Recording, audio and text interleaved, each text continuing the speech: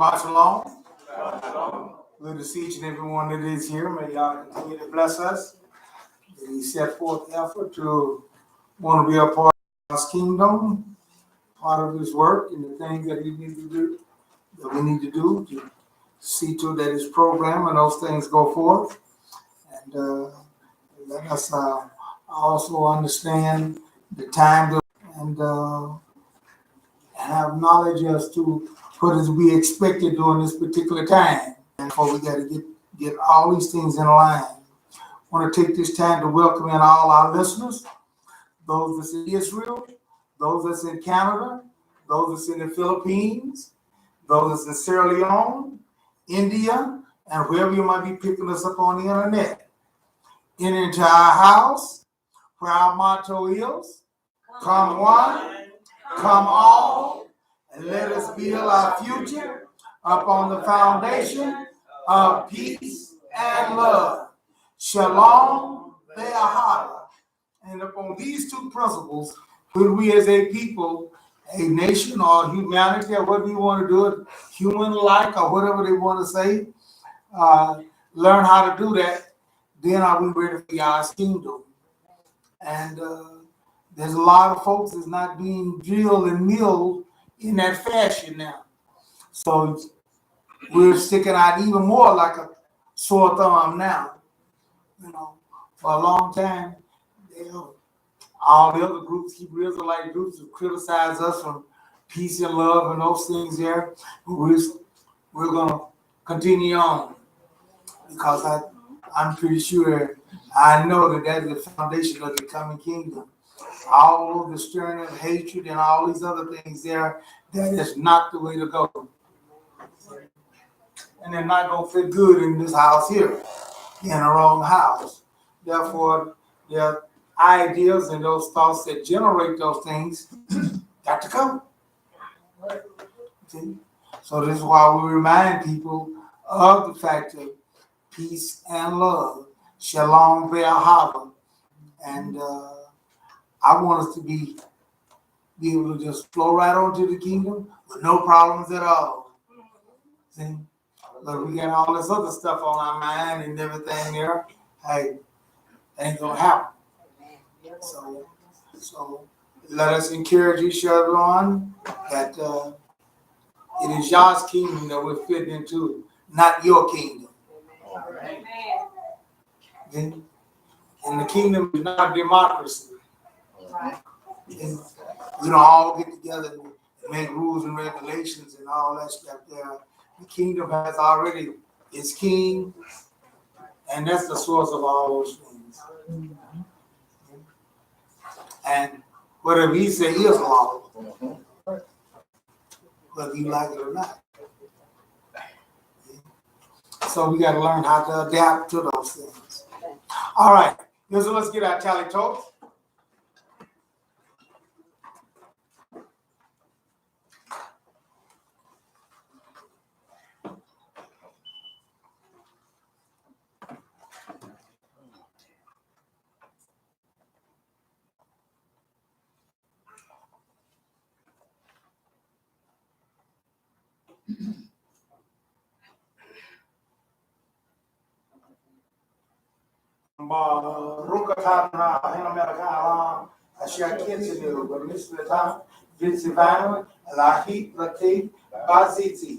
Bless you, Lord our God, King of the universe. We have sanctified about our commandments and commandments concerning wrapping ourselves in tzitzit.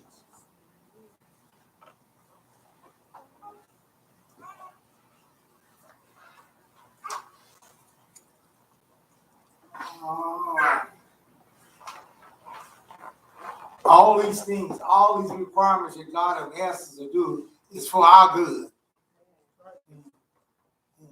Oh, God likes to see you in those things and all those things because he just, no, it's all for our good. See, as the rest of the thing, you should be near a songbook at this particular time, or a piece of paper that have page 350, or in your folders. Women are 19 and up, men are 19 and up, youth is 12 to 18, and all is all who can read. I was glad when they said unto me, let us go into the house of Yah. Women, come, my spirit, Yah. Stop the churning inside of me. Cause my rush of getting every month fed and here on time.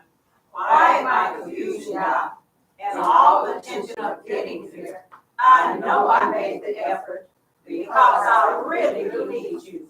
Yah, speak to me in the quietness. enter his gates with thanksgiving and into his courts with praise. Be thankful unto him and bless his name, for the Lord is good. Men, I am thankful, Yah, for what we have.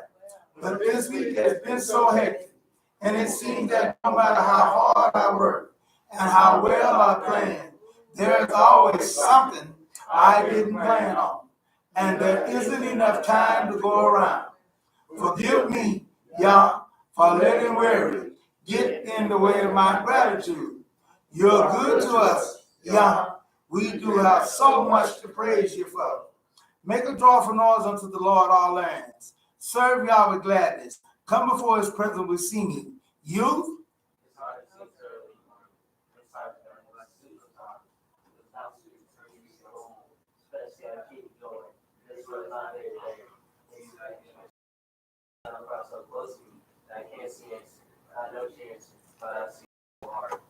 Yah is my shepherd, I shall not want. He make me to lie down in green pastures. He restores my soul. All.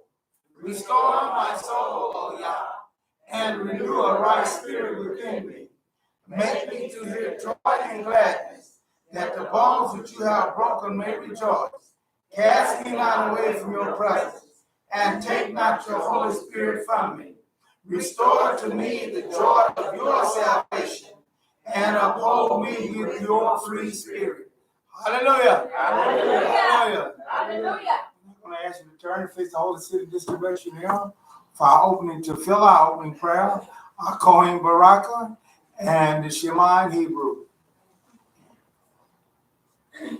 Baruch atah Adonai Eloheinu melech haolam. For each and every one that is here, asking a special blessing and special prayer upon those whose mind is set this way. Come, their bodies is not cooperating, so we just ask that you will give healing where it is needed. We look at you for healing, whether it is spiritual healing, or physical healing, or whether we need a both physical and spiritual healing. We ask that you will step in. You know our bodies. You're the one that made us, and you know all those things about us. We just ask that you will give healing where it is needed to those who ask for it, that we might all come forth and be able to praise you in the way that we would. Because we know that when our bodies are ailing and not up to power, we just can't do that, which we would definitely want to do. So we just ask that you would please step in and give your healing, that we might be the ones that go forth, showing forth your saving help. Thank you for sending your son. For the fact that he did not faint, he gave up on us, but went all the way, even through the shedding of his blood, that we might have an opportunity to enter into the glorious promises and plans that you have for those that love you and keep your commandments. We pray, keep our sisters and brothers safe here, as well as us safe here. Bless my mouth, bless our ears, those things which you said will be what you want me to say, that we might add to our knowledge. Be not amongst your people that perish for lack of knowledge, not knowing what you're doing in these last days. Continue to bless us. We go further in this service. All these blessings I ask in thy son's name, Yeshua HaMashiach, the man whose name is the branch. Amen. Amen. At this particular time, you should be near a Bible, preferably the complete Jewish Bible, for our Kohen Baraka, which is found on page 153. I think it's page 4. Yeah, page 4 in the book. All right, page 4 in the book.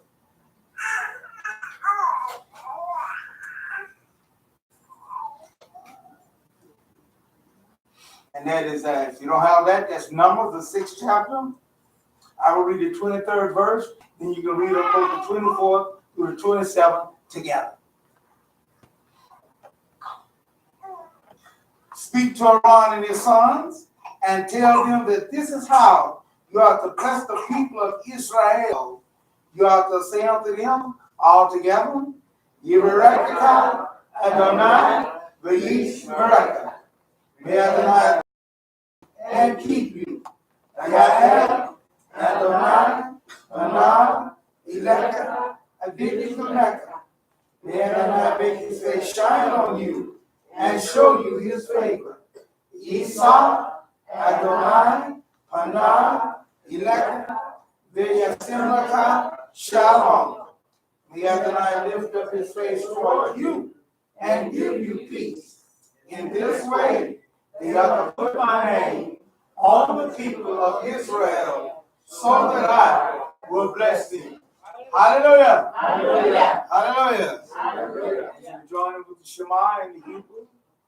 Shema Yisrael Adonai Eloheinu Adonai Echad Baruch Shem Kivod Malachuto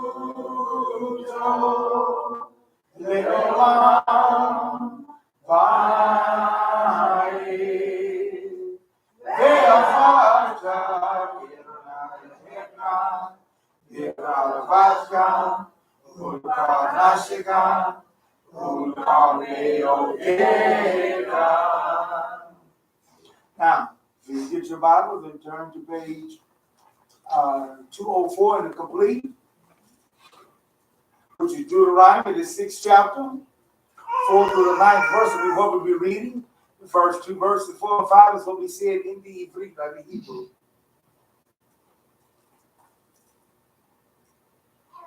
Shema Yisrael Adonai Eloheinu Adonai Echad. Hear Israel, Adonai God, Adonai is one. And you are to love Adonai your God with all your heart, all your being, and all your resources. These words which I am ordering you today are to be on your heart, and you are to teach them carefully, for when you lie down and when you get up. Tie them in your hand as a sign. Put them at the front of a headband around your forehead, and write them on the door frames of your house and on your gates. Hallelujah. Hallelujah. I also want you to go to page 1279 in the complete, which is Mark the 12th chapter, 28 through the 31st verse, and see what the Mashiach had to say concerning this same subject.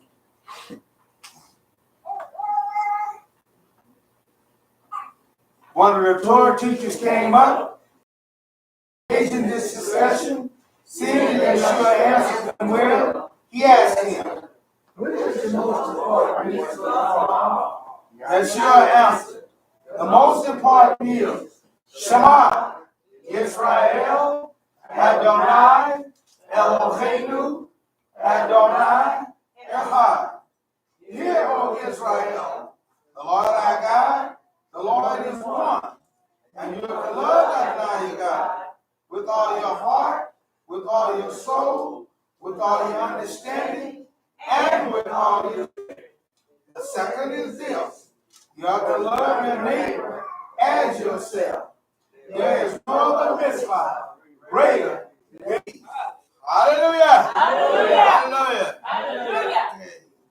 Should we don't receive the song at this particular time? If not, let's just receive to it. Our song is With All My Heart.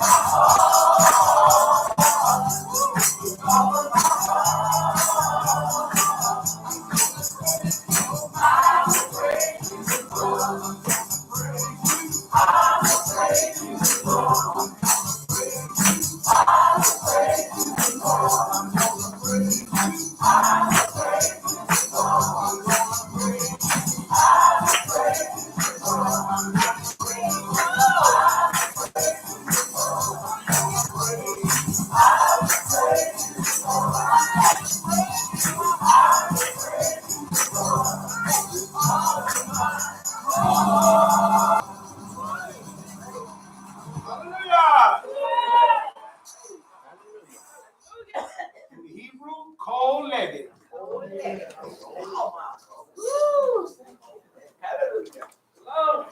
But we need to understand and get adjustment to those things because generally, whatever you really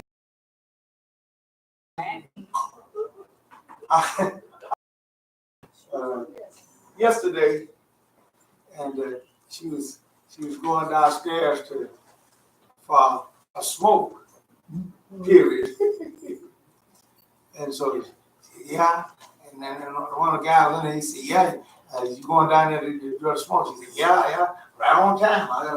I said, "Oh, they won't let you smoke in the building." No, you got to go outside there. You can't smoke in the building. I said, hey, I believe I'll be on my way out of it, I don't know. I didn't go out there when the weather was bad. You didn't? No. What you do like that? First I get home.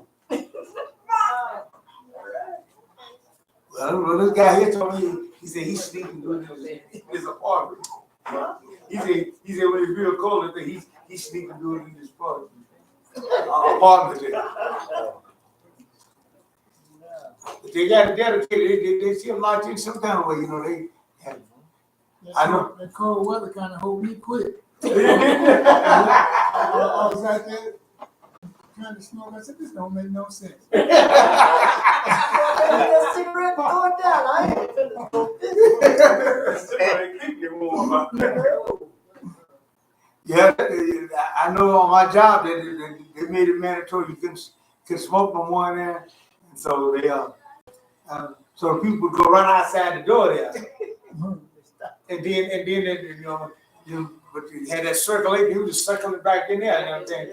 So they saw that wouldn't do it, so they said, hey, look, about a month later, they said, y'all see them? They put a little platform out there and had a little cover there for them, like at the bus stop, right there. They said, y'all know what them is for? No, that's for y'all smokers. Y'all got to go way out there. Now, y'all can't sit right there. You got to go all across the field out there. Then go out there. You know something out there? No. You got to have some hard in it. Or you got to have something. Yeah, I'm talking. Hey, you got to be dedicated and all that. Put up with that kind of stuff. I mean, it's raining and stuff. And then you was out there. Well, people do it. No, I see them do it. Yeah, she told me that. She said, I go out there. I don't care what the weather's out there. I got the People, I guess when that nicotine level gets so low, they get messed up. They gotta go back and replace that. Yeah. Some people have to get another smoke. Yeah.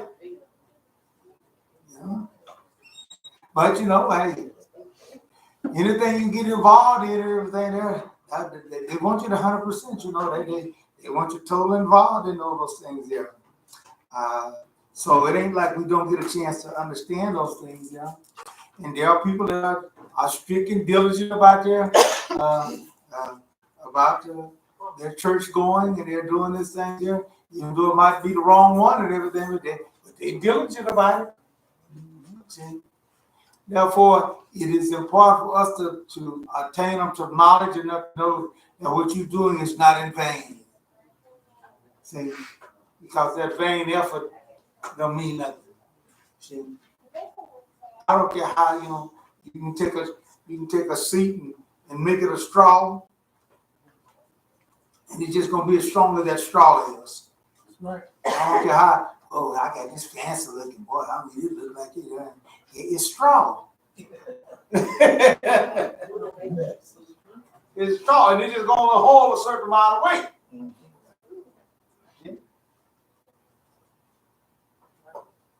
And therefore, you flop down on it. It ain't gonna be like flopping down on steel or wood here or something like that. There, straw just ain't that strong. And you're gonna go down with it. And that's the same way it is. If you get the wrong God, you're going down with your God. Because our God is determined to get rid of all gods in the earth. And there's many of them. But that seal, the number don't matter to him. He's not swayed by that. So who is this God we're talking about? We go to Psalm 68:4. He gives us his name. And of course, dear folks, the Bible is a biased book.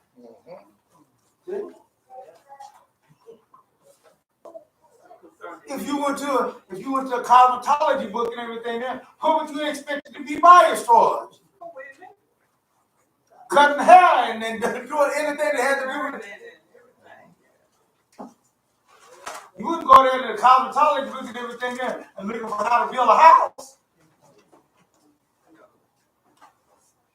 So let's do some sense. You go to the Bible, you just wiggling it all. Yeah, it's the Bible. That's what it's. That's the compilation of what it's all about. I just can't stand it. I just talk about God all the time. That's what what are they supposed to talk about? Well, sometimes people are just something else, man. I look at them and said, is there anything up there?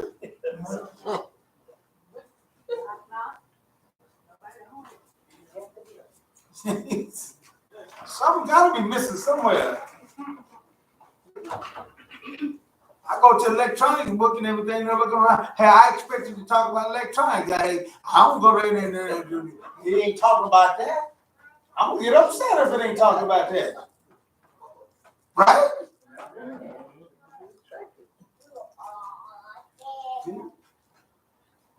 So, but somehow we get, get to, we get more wiser than all the folks. Why you run to the book then if you know more than what they know? Well, it ain't wrote right. It ain't this, how like that, and that. When you become an expert, how you know what's correct in everything? Cause so and so. Who is so and so that you listen to? Some other books, some other men told you that there. Right? They don't spend enough time in the Bible to even come to that conclusion. If you go to ask them, well, where do you get this idea from? Where you get that? Show me where you get this contradiction from and those things. They can't show it to you. They sure can't help you. They can't even show you where the commandments are.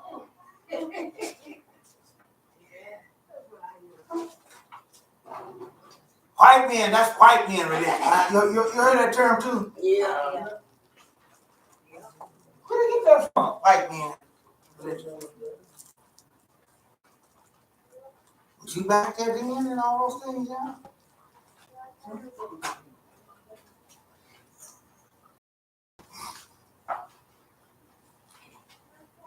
The very folks you talking to them and everything, and before they get through talking too many words and everything, they're quoting and talking about the same religion that they call the white man's religion. Yeah. I said, well, where you get that from me?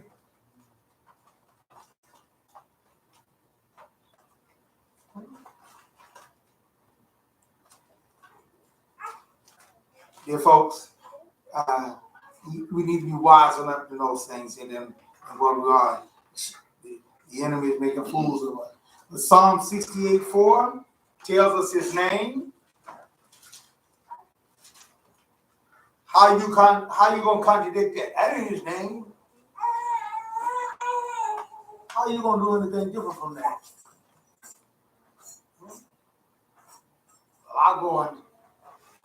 Someone come in and tell you, my name is so and so and so and so. That ain't your name. How you know what your name? You never met him. First time you ever talked to him, and you want to tell me that ain't your name. Well, I ain't know God's name. How you know what his name is then? Have you ever talked to him? Have you ever seen him up there and had a conversation with him? He told you. He said, you take a couple licks on you when you change his name. Who? Who to Kente. He don't want to be told. Well, he wanted his own name.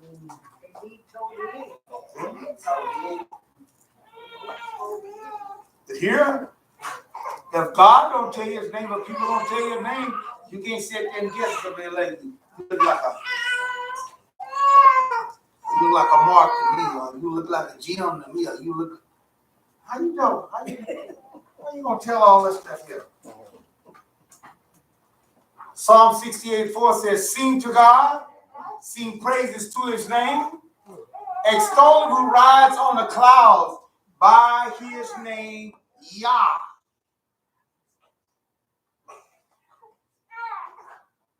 He placed it in the word. See? He inspired men to set forth and to put these things down. See? By his name, Yah, and be glad in his presence. Hallelujah. His name is Yah, what we have up on our banner truth. Hallelujah. See? But that ain't his name, how you know?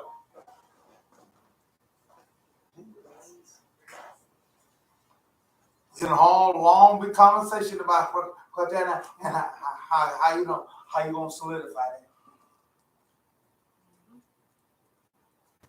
I'm going by what his word says here. See? Therefore, you got some more proof and everything there, then That's what we need to do and come forth and say those things. But until then, I go by his word. And his word is pretty solid. It's proven out over the years to be pretty good. Who is this God that we're talking about? Go to the 8th verse. The earthquake and rain pour from the sky at the presence of God. Even Sinai shook at the presence of God. Because our God is a true God. Amen. Amen. He's the one that created the heavens and the earth. That's And he right. had a purpose for it. Yeah. And if we don't live up to those purposes and follow through that and everything there, you will be eliminated out of it. Amen. Just like a job, don't keep around folks that don't serve their purpose. Don't help their plan out. So is it with God. And so we need to learn about him, find out about him, and then find out and require and understand what he requires of us for us to get along. That's right. That's right. Amen. We go to Isaiah 43, 10 through 12, and he tells us that. By the mouth of it.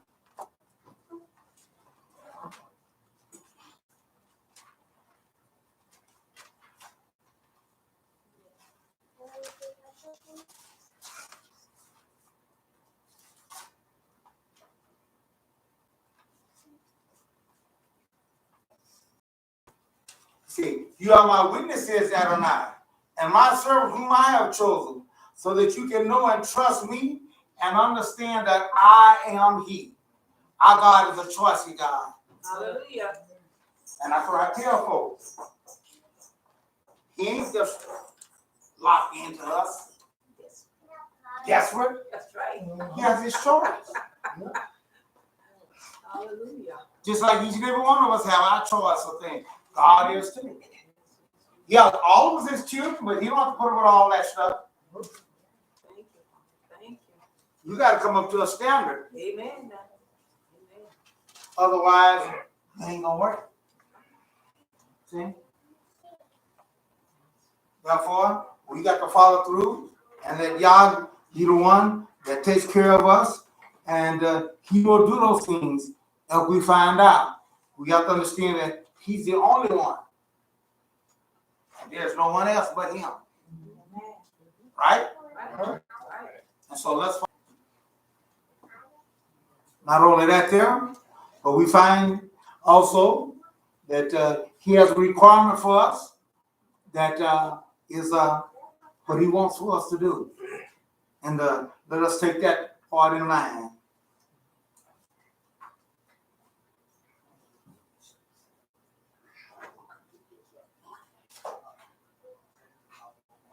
He stopped reading that. Okay. No God was produced before me, nor will any be after me. So that means that he's the only God. There's none before him, there's none after him. So he's the only one. It's not like a lot of other things. There's two or three different kinds, two or three different kinds of other things. But God, he's the only one. It says, nor will any be after me. I am Adonai. Besides me, there is no deliverer. So nobody can deliver but God. Amen. Amen. I have declared, saved, and proclaimed, not some alien God among you. Therefore, you are my witness, says Adonai. Amen. I am God. Amen. So you see, he says he's God. He's the only one. We go to Isaiah 44, 44:10. It says,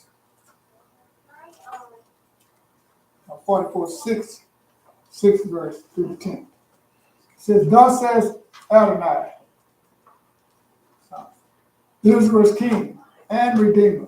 That's all we need. Amen. Adonai Zebaoth. I am the first and I am the last. So that's back to what we said a few minutes ago. He's there in the beginning, he's there in the end. He's the first and he's the last. There's besides me that since I set up the eternal peoples, let him foretell future signs and events. Don't be frightened, don't be afraid. Didn't I tell you this long ago? I foretold it, and you are my witness. Is there any God beside me? Israel, is there any God beside our God? No, I know not any. Israel, is there any God beside our God? No, I know not any. There's no God, there's no other rock. I know not one. I know of No. I know of none. All right. So now we go to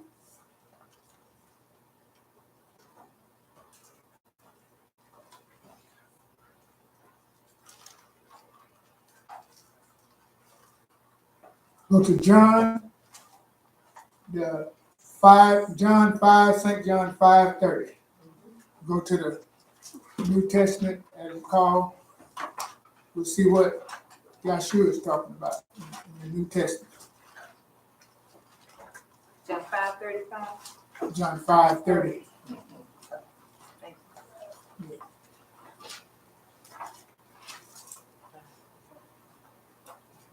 Got it. Throw it off a little bit here.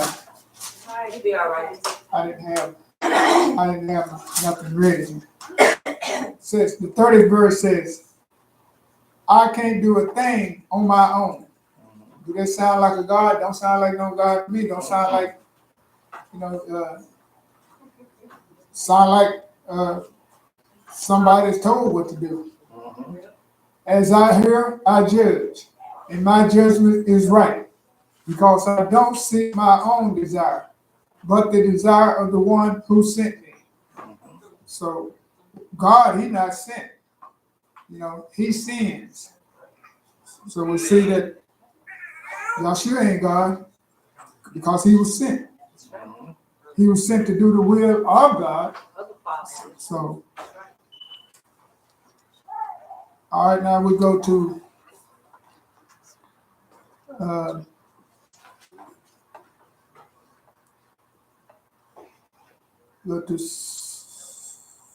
St. John 6:38. But the will of the one who sent me. So we see that he was sent. People always saying that Yahshua is God. I mean, he was sent by the Father. And 39 says, and this is the will of the one who sent me, that I should not lose any of those he has given me, but should raise them up on the last day. Thank you, Father. Thank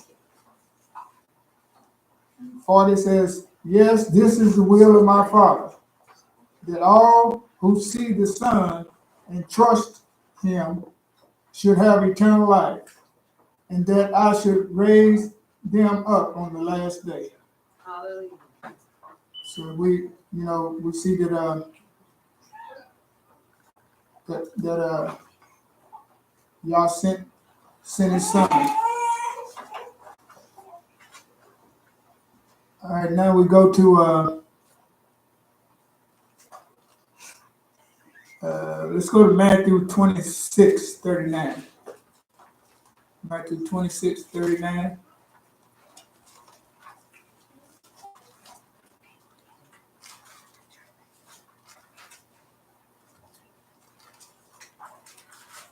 Y'all probably wondering what the elder, but he ain't sick. He ain't sick or nothing.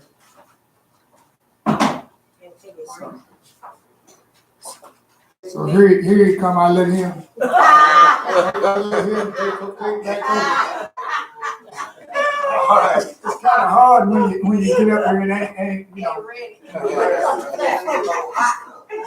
Did all right. Be ready. You did all right. Sometimes emergency comes too. They got something. You got to take care of business. Ain't no choice. That's right. When nature calls, I'm sitting trying to hang in there, and I say, hey,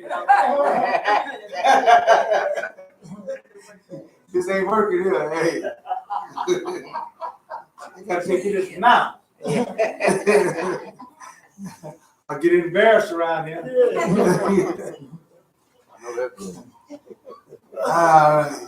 Let's see, where we at here? 38, 638, I believe. Okay. 6. I All was right. gonna go to Matthew. I skipped them. Matthew 26. 26:39. Yeah, that's what I was thinking. Okay, yeah. Go to Matthew 6:30, 26:39. Okay. Matthew 26. 39. And we're gonna find out who's the boss. We got the ultimate authority. And sometimes we get this. We say, well, I feel like it's this way here. I want it this way here. Hey, but the ultimate boss, see.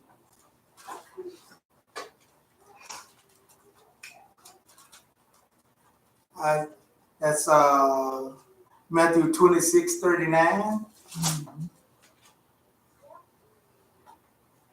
It says here.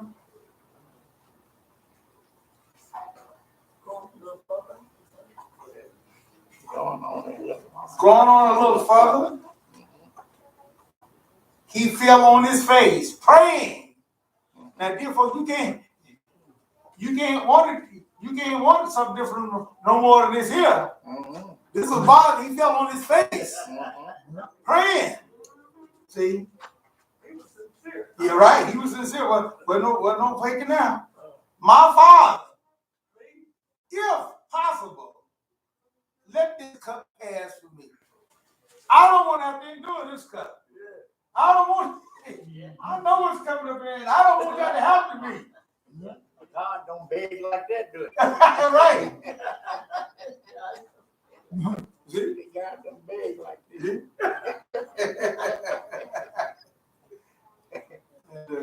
But he showed who the boss was, because he certainly wanted something else. He says that yet not what I want, but what you want. Hallelujah. Boss. Surrender. Hallelujah. And why did he come to that? And why did he make that decision in those things? And why did he say those things? We go to John 14:28 and we get the answer.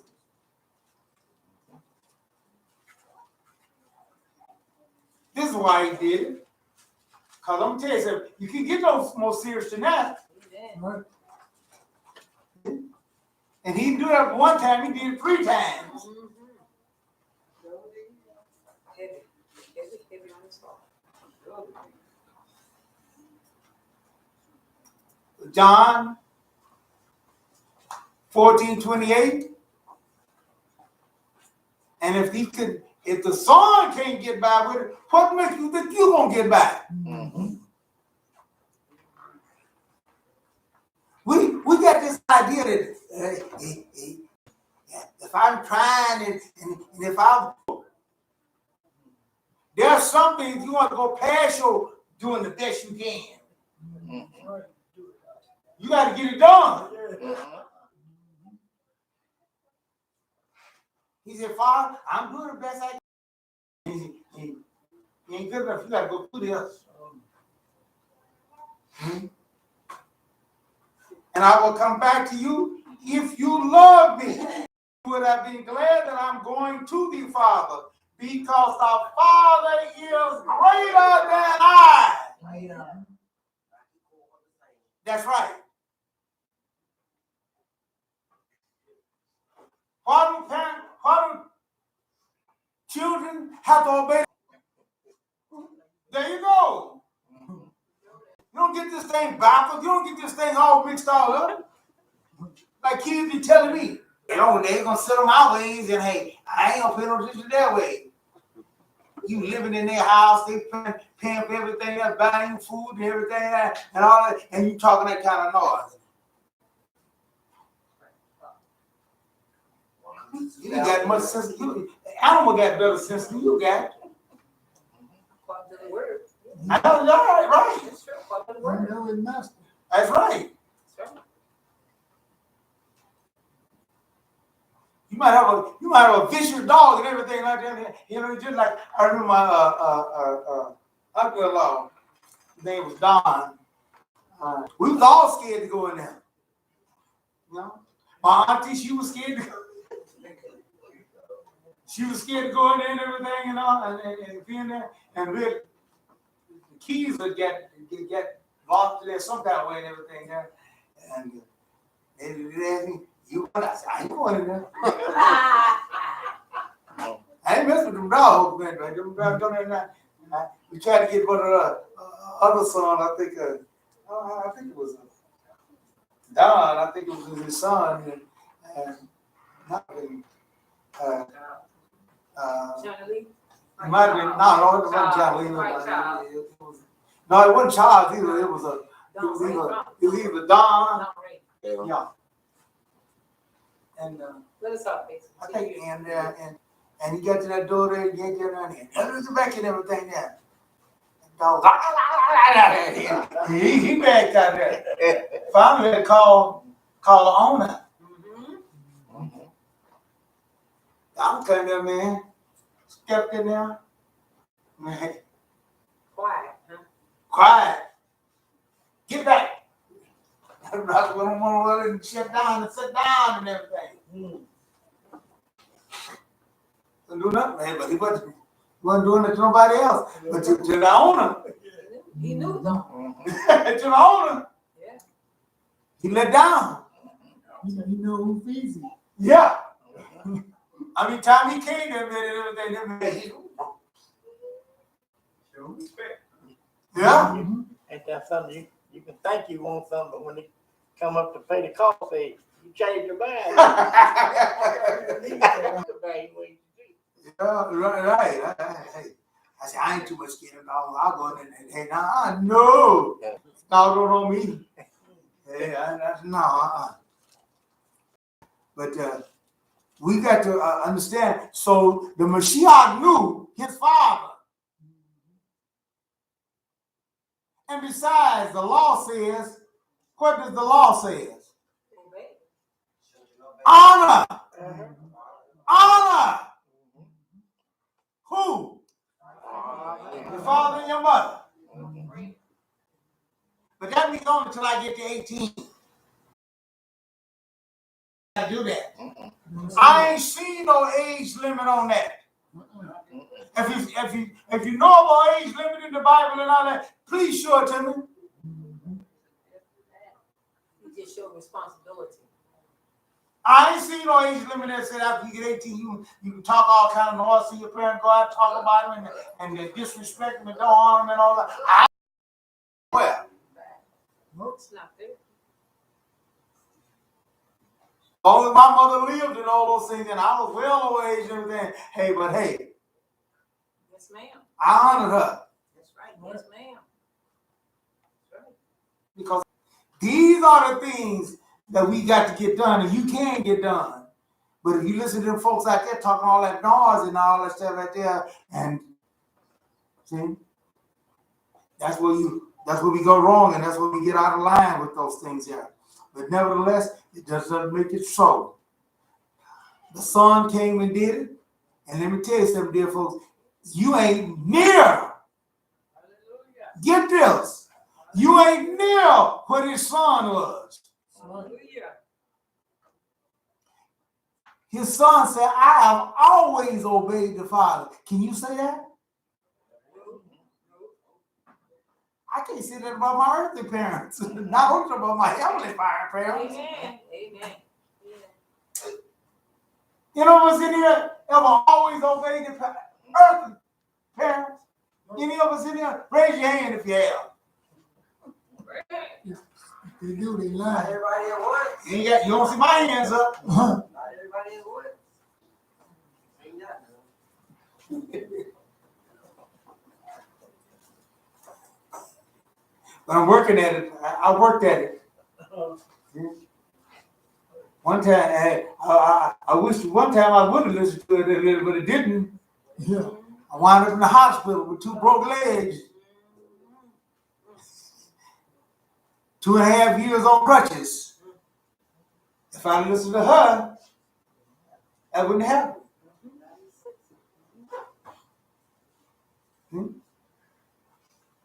So we got to understand those things and get in like form with it. But he always pleased the Father. And that's another thing. See, you have to be in the army and all those things in certain other places to understand what it means, to respect. You don't learn that there, they can make it hard on you, can they? I ain't never been on, so I don't know, but I just have to go by what they tell me. Oh, yeah, it's gonna be stressful. It's gonna be stressful. It's gonna make it hard for you. Yeah. Don't focus on it because this you're crying out for attention. You don't focus on you. And then have their friends focusing on you too. Somebody was telling me, and he hollered, snap that, kill that mosquito. I know they made him bury that. And I got that right. They went back to the barracks. Yeah, they went back to the barracks and everything. Then everybody was in there. Why you can't leave a soldier in the farm? And then by 3 o'clock that morning, he coming in with them. Yeah. And say, now we're going back out here and find this mosquito. Oh, yeah, right. Now, because by then he was following soldiers, so they had to bring that soldier home. Yeah. You go out there and get him and bring him back and bury him at the barracks. Yeah. Proper military funeral. Y'all seen him doing that? Had to take them on. And guess what? Everybody had to go out there. That's what I'm saying. It's just one guy that did the infraction. All that platoon that was in there. The guy that did it might not have to go. Yeah, that's right. He just stand the barracks. Yes, that's true. Everybody else is going. They bring the drills. When they get to burying that mosquito and the drills can go home, or the sergeant go home, then they go on top of that guy and let him out there and it all. That's how they do that. Yeah, that's how they do it. That's team building, see. Like you said, sometimes the one that did slap and made that noise and everything, you ain't got to go, You're going to get the rest of them go out there, And when they come back, you in trouble. Yeah, because they talking about him while they out there. How you going to find a mosquito? Yeah. So eventually somebody gets smart and kill one and tell we found it. And you gonna stay out there long enough until he's satisfied. Yeah. They games like that. But there's a wisdom behind that. Yeah. You still gotta get 5 o'clock in the morning, regardless of when. Oh, you still gotta. Like he had me digging a 6 by 6 foot hole with a spoon. That's right. What? Yeah, 6 foot. I'm sure they had biscuits. I know what you're talking about, but we have to know the attention to. But look here, You should want to make somebody mad. I do with that spoon. I heard that they had a guy waxing the floor with a toothbrush. I've heard that too. I seen that too. Can you imagine a toothbrush and you gotta wax a big floor with that? No, he wasn't washing the floor. He was like, the gap in the bathroom. Yeah, between the tiles. And looking real nice too, but he got two. You can actually make that stuff right. Toothbrush all night. Yeah, all night. That's an all night job, man. Down on the knees and then woo. You got down on the knees, you got the wall. Yep. All that is to recognize, And one guy told me that they got him because he didn't even salute. Yeah. So dear folks, the Mashiach said, my Father is greater than I. And I ain't stupid. I ain't crazy. See, I recognize authority. Right? And that's why I say these guys, I don't understand these, I don't recognize the police as authority. You need to recognize the police as authority. They want to break out and start running. You get them everything, then they worry about what the police do to them after they're caught or everything. Yeah. Bring it to the table. Not everybody get locked down. If you ain't got it, you be looking around like, yeah, y'all better be coming up off that stuff. You ain't charging me on lockdown for another man.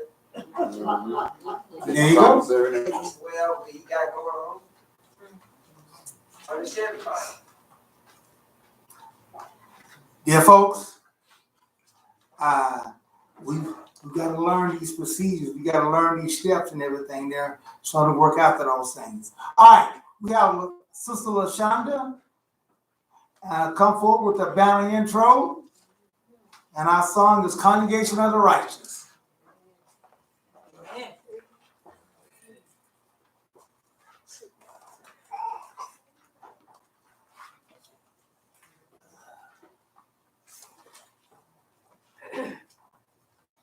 Shalom. The ensign of his glory. Psalm 60:4. Thou hast given a banner to them that fear thee, that it may be displayed because of the truth. Selah. This banner representing Jerusalem and her king, the man whose name is the branch. For Zion's sake will I not hold my peace, and for Jerusalem's sake I will not rest, until the righteousness thereof go forth as brightness, and the salvation thereof as a lamp that burneth. I have set watchmen upon thy walls, O Jerusalem, which shall never hold their peace, nor day nor night. Hallelujah. Ye that make mention of the Lord, keep not silence, and give him no rest till he establish, until he make Jerusalem a praise in the earth. Isaiah 6:1, 6, and 7. Isaiah 18, and when he bloweth a trumpet, hear ye.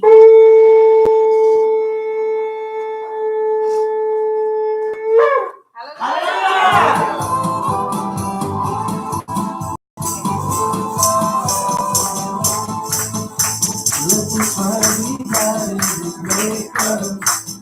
Sons of Zion, rejoice in the King. Let the praise his name. Let the sing praises to him with timbrel and the lyre. For the Lord takes pleasure in his people, and he will bless the humble. Sing to the Lord, sing the songs of the righteous. Let the saints rejoice in his glory. Yeah. Let the saints rejoice even on their days.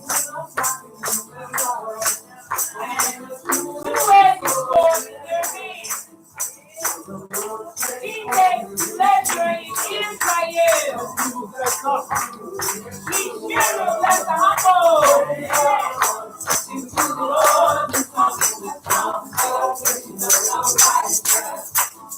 Praise God. Sing to the Lord, the songs of the righteous. Israel, God, people, this banner is for universal restoration, action on the heart of Israel. We have 12 tribes of Israel, children, the 12 amongst the land. Glad in your maker.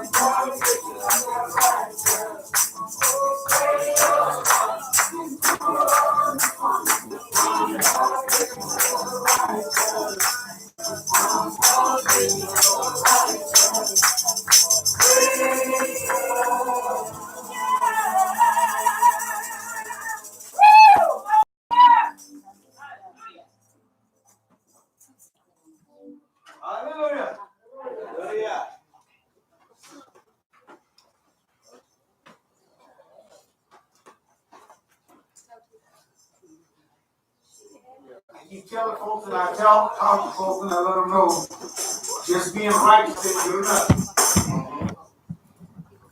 See? Get them done. See?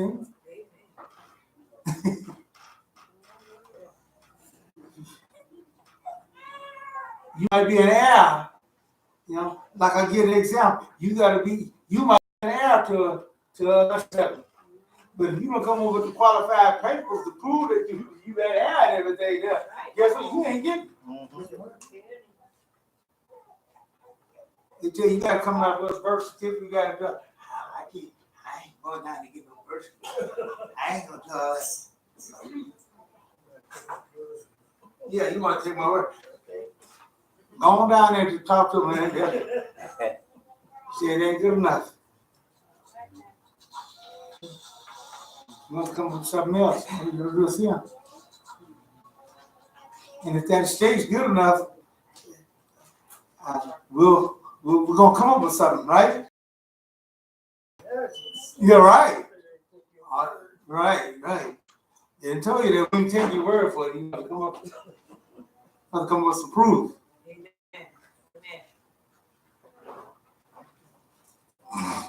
So that's the way we did it. 7 meetings.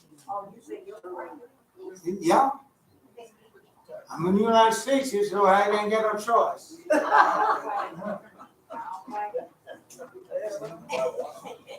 And it's called a 7-in-1, eh? It's a G7, and that means that it's 7 nations. 7 nations that's there, and It was 8, but then Russia eliminated people. Yeah. and so it's the economic means where all these nations get together and talk about the economy and do those things. Yeah, but they do think it's a 1 now because Trump is messing up big time. Right. Yeah. See, The whole world.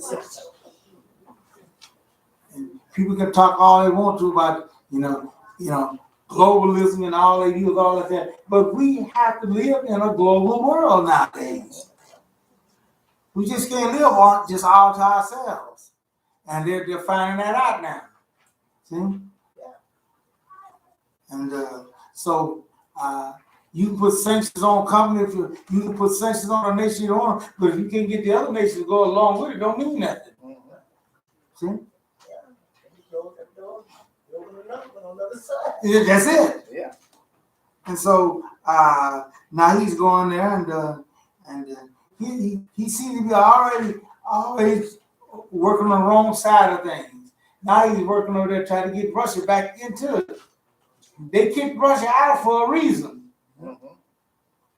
He been in trouble with. They kicked Russia out for jumping on all them countries that left. They were trying to make them come back. And so they kicked them out for jumping on them. Yeah. They come back. Yeah, that's what he's going there. He's petitioning for him now to reinstate Russia back in. They're going to get America kicked back. See? Well, he figured America only get that because America is the main state to everything, Yeah, but he's the main reason for the world recession. Messing with China. That's exactly right. The world's largest economy. As a matter of fact, before he landed good and everything there, the French president was grabbing him to come on to the side. Yeah. Well, are you doing? Yeah. Yeah. Do you know what you're doing? Yeah. You got China mad. Yeah. They slowed down the whole world. Then he said, he said, America might need a couple years of recession. China, one of the biggest economies there is in the world, and then you want to sit around and you get mad at us and all that stuff and get all us involved in that? I think America and China are too large. Yeah. You'll slow them both down. And so, see, once you get something started, you just can't backpedal like he did. He got those tariffs, and he said he's going to do that there, and he was going to pull the start this September. So he said, hey, for you heathens, Oh, what he said? That's what he's talking to. He said, for you heathens, who are the heathens? Those that believe in Santa Claus at Christmas.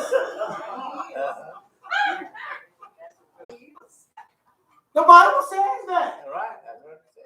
I'm just, go to the prophets there. He explains it, what you do. Go out in the forest, cut down a tree, decorate the tree. Hey, that's what he called you. And so that's what he said. He said, I'm going to hold off applying these things till after the Christmas season.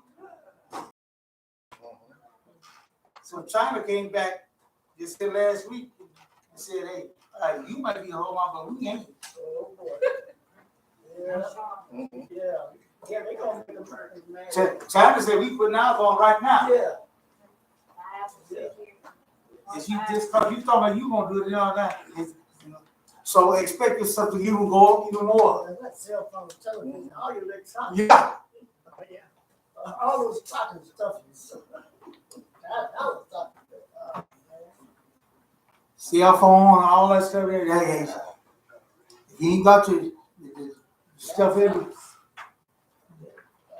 Dear folks, these things are, these are the things that's going forth and happening now in these days here. Yeah, you said, what that got to do with anything now? Let me tell you something, dear folks. All these are signs. They got in trouble with Canada and Mexico. He's in trouble with both of them because he's on a deal with trade with them. Allies have been allies for years. Yeah, what was it? He was messing with that agreement. Yeah. He was telling them they need to do something. And so now we got this problem, so they want to be listeners. So French president says, "Hey, look, you got to get your act together because you messing up big time here, and this big time it just ain't talking about you just for the United States. No, but you messing up everything else for that." You hear these people talking about global, this and global. We live in a global world now. The earth ain't huge like it used to be, even though the diameter and everything is the same. Now, what I mean by it's not as huge as it used to be.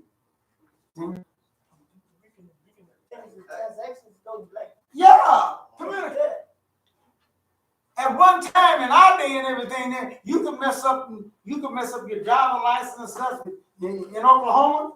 You could just drive over to Arkansas and get another one. Or go down to Texas and get one and all, Kansas. Guess what? The world is been shortened up now. You can't do that now. The computer snitched on me. That computer's a bad boy. He's in Oklahoma. He shouldn't have that.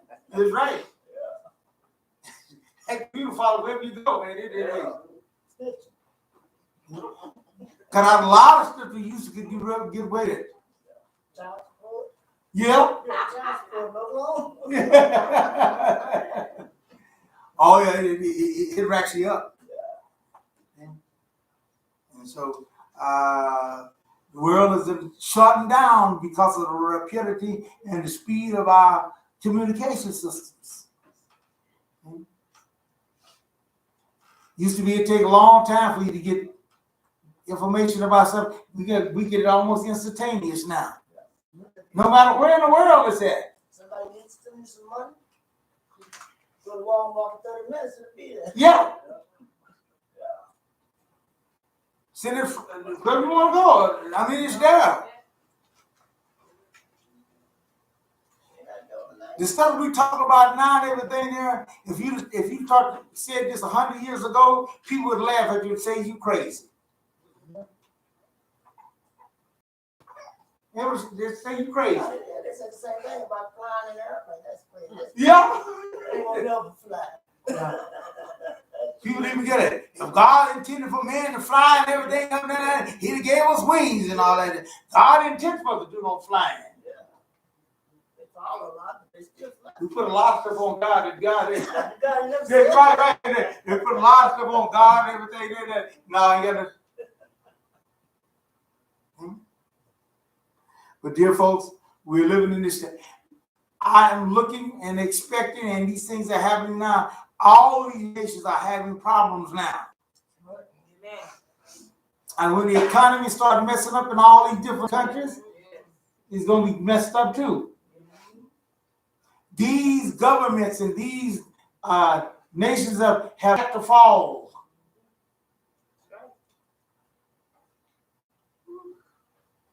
Why? Because God's kingdom is coming on. Hallelujah.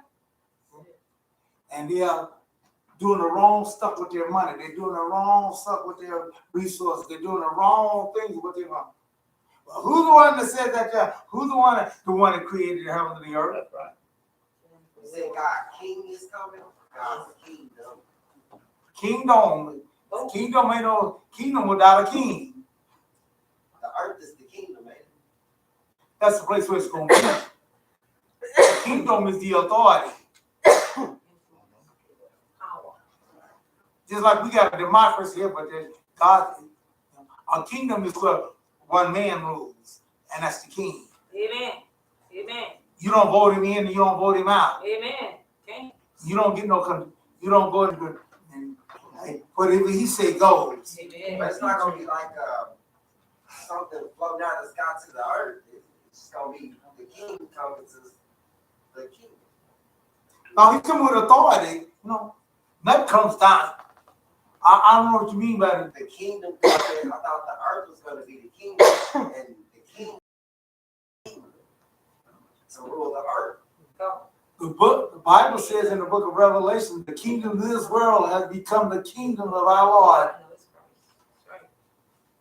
Just like how in the United States, how did the white men take over? Did something come down and all this stuff? They had the authority, they had their superiority, and their rulership. The white men ruled. Them that could not fit in with the white man's authority and everything there, they died out. They got killed. They fought against them, they warred and everything, but it didn't last. You can't come up here boring arrows and they got machine guns. They're gallon guns. They might have had a chance, but first they had to fight among themselves, like they got to fight against themselves now. It just wasn't their time. And white men rolled gun, that was a bad, that gallon gun was a bad boy. That Winchester was bad. Yeah, but that was bad, but that gallon gun was bad. Woo, that gallon gun was bad. Then there was about 4 or 5 of them barrels of them. That's about 6 of them. Yeah. Boy, they were to rotate in and they shoot one and shoot it. Boy, just mourn them down, Jack. I didn't really feel as many as the think of that. Because when that went off, everybody left. That was more or less stopped the battle. They didn't kill as many people as the think. I'm going to tell you how people think. It's just like Japan. Yeah.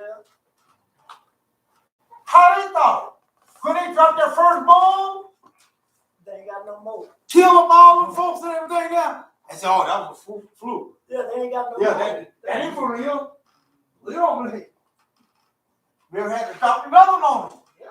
That's about the same way they got it done. That's what I'm talking about. If somebody was with that second group that saw the Gatling gun the first time, you told them, hey boys, that's a wrap. You don't want to mess with that. That's right. Last time we started, we lost a whole bunch of good braves. You never believe that, They Jimmy. didn't have a two, they got their second one, and we ain't gonna even try to see if they got another. Yeah, right. Yeah, right. We ain't even try. That's the way things are moving now. We're living in a time now. Everybody, you notice, everybody now is executing their military power. They're building it up too. Everybody, and they're building it up. This is a great sign, dear folks, that we're in the last days. Last day. And God, it is time for the king to come back. See, to take control of this because it's to get out of hand. And they're promoting it. The TVs, movies, the music, they're promoting it. The first thing, and now you can see what God to do when we come back is to take care of a problem. And that's the mounting problem now.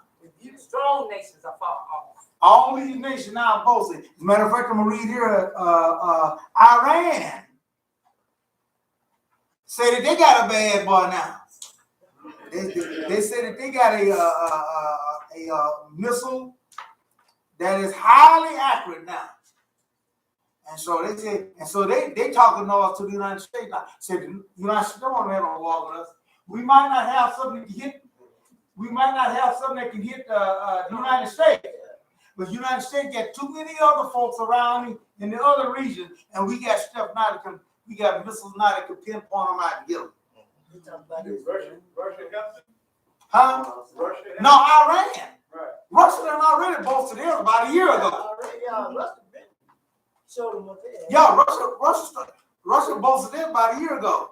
They got that supersonic missile and stuff that goes up there and goes up there in the stratosphere up there, man. And when he come down, it's moving fast.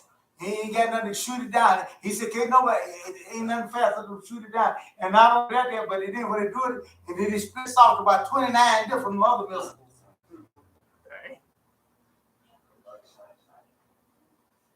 So now, guess what? The United States is testing one now. They tested something. And US already has one. Yeah. So now the United States is coming back and they're doing some testing now. Iran's been testing. See? Oh, North Korea's been doing some testing. The US, that missile that the US was testing, 500 kilometer missile. That's what they're testing, the mid-range missiles. Okay. They had that agreement they had against. The intercontinental. That was for missiles between 500 and 5,000 kilometers, because those missiles they move too fast and the distance too short for them to do anything about them. By the time they see them, it's going to be exposed. Oh yeah. So that's why they're trying to figure out if they can live on another planet, because they got it in mind to blow this one up. They got the power to do it now. Yeah. They can live on Mars just inside of their little container thing. Got plants in there and everything. Everybody got that kind of cash money, man. That's why God is not going to let men have full range to do what they want to do. That's not pretty soon, because man's going. For those that's going to survive, you have to stand on the ground so long and so deep and everything for hundreds of years.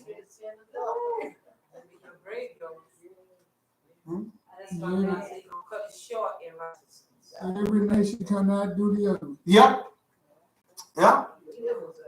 All these signs here, but you know something? God is doing some strange things too in the earth and everything, because we done messed up. See, we done messed up the ecology, we done messed up everything. I know, if they don't blow it up, the tornadoes and hurricanes gonna blow it up. Right.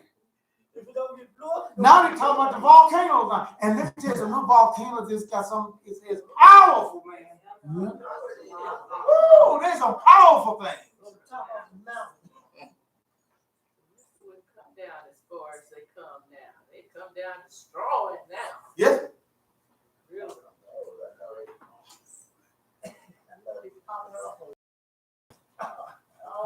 We got one of the, and right here in the United States, we got one of the most lively and most dangerous. It's called a super volcano.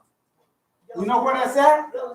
Yellowstone Park. Yeah, that's the whole state just about. Yeah. And if that boy goes, Oklahoma and all around and everything, is he gonna be in trouble? It's active now. It's just a matter of time. Yeah. Yeah, those guys. Yeah. We've been trying to monitor, we've been trying to come up with a monitor, you know, where we can detect when it's ready to erupt and everything there with seismology and all that, and we still can't do it. See? They had seismology and stuff on St. Helens that happened up there in Oregon and Washington up there and everything, and we still couldn't tell when that bad boy erupted, it tore up some stuff. Yeah. Everybody knew it erupted. That's true. Oh, yeah.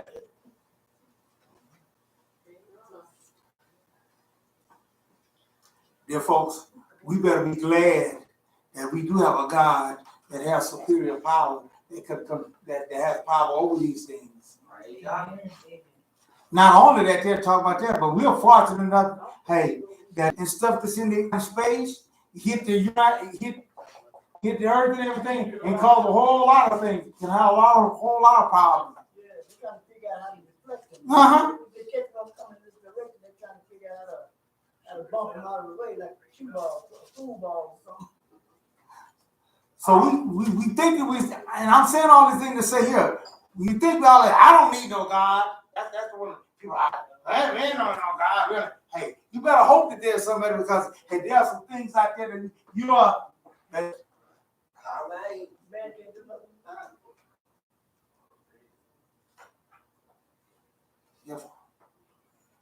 we are,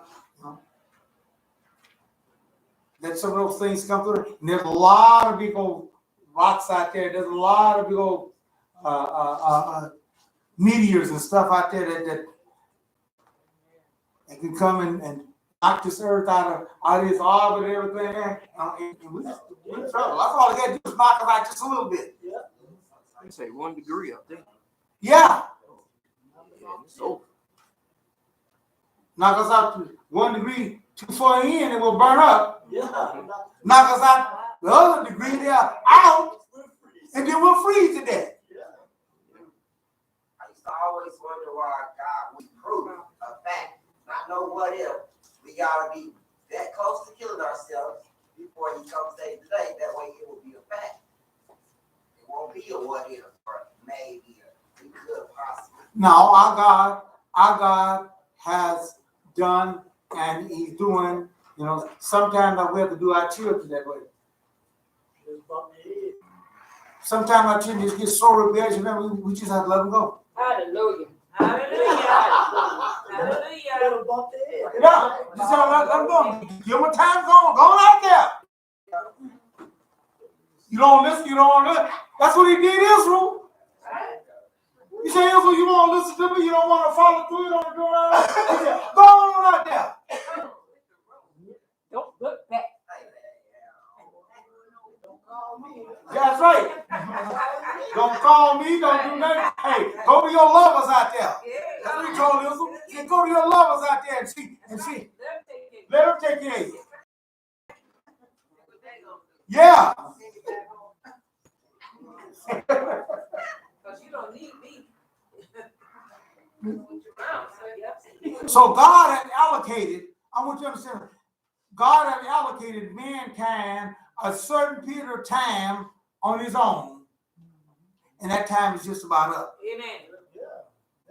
Because He's about to blow us all up. Yeah. He's about to kill everybody. He must mess this whole earth up for everybody.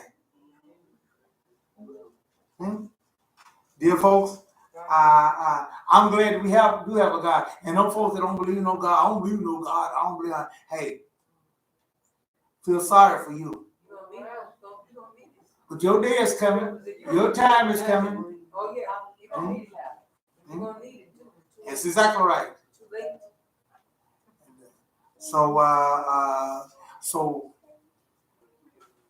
it says that the God has those angels holding back the four winds, lest man would destroy the earth. That's right. That's right. We're living in that time now. At one time, that was not a true thing. But the smart guy, hey, look here, I can tell you how to blow every guy. I can tell you how to kill everybody. He's smart. Yep. They actually had a movie. It's called The Fast and the Furious. And they, what good? Who gonna win that? Y'all Don't do. win that. How you go? No, it was called G.I. Joe. That's what the movie was. They was about to blow. They was all had missiles pointed at each other, and they all had pushed the button. And that is true right now. That's true right today. Yeah, everybody got missiles on each other. Yeah, we got this right now pointing at each other. And they were sitting at the same table in the same room. They do. They sent the missiles all They got together. United Nations. We running in They got this. Right. That's why they're trying to come up with some agreements now to get rid of some of the missiles and They just told Myanmar somebody they got a nuclear missile they can use on them. I mean, they want to nuke them. and it's all that. And see, can't nobody win. If you nuke somebody right next door to them, but you know you're gonna get some of the fallout, you're gonna get some of the radiation. It's a little one though, they're the militarized one. Oh, okay. They told them we got a militarized one just for you guys. Keep on climbing over there. Oh, okay. A tactical nuke, that's what they call it. If you cut loose enough of them little small ones, Yeah, the wind change though, they still gonna get. that's right. In 10 years, they're gonna say that was a bad idea. So mankind, it's just helpless for mankind. Okay? We're proving that out. We're proving that out by our actions. Watch it. Be thoughtful. Anytime a parent leave his house all off to the children and don't pay no attention to what's going on, you're going to come back with a wrecked house. I guarantee you. You might not have a house at all when you come back. That's the only thing you better get with the biggest boy on the block. As parents, we'll give them that chance just to let them prove what we already knew what they was gonna do. No, I ain't giving you no chance. Not blow it up and turn it up. I ain't give that chance either. You gonna give me my key and you gonna hit the road. I was gonna have a yeah. I want my key. You out of here. But where am I going to stay? I don't care where you gonna stay. And I'm gonna break your plate. Y'all seen that commercial? Y'all seen that commercial they got on television there? Where the kid, the son was gone and everything there? And the wife and the dad, Where's the room at? yeah, that room and everything there. And he come back home there. Hey, I'll come back to burn my room and everything there. Oh, they made it. Yeah. Right. That room about big as the door. Right. That room. He come back, come on. What happened to my room? All of my deeds.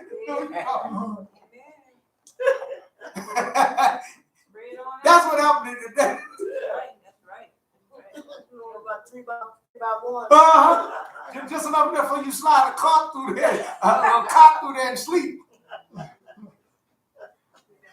of reminds me of like a relationship where you arguing and fussing and fighting for so long, then you forgot what y'all was even fussing on. Yeah. What you fighting on? Yep. But dear folks, y'all don't forget that. Y'all gotta, we find out we have those people that are tablets and put down those things there, and so you get it. And our God's a God of time, dear folks.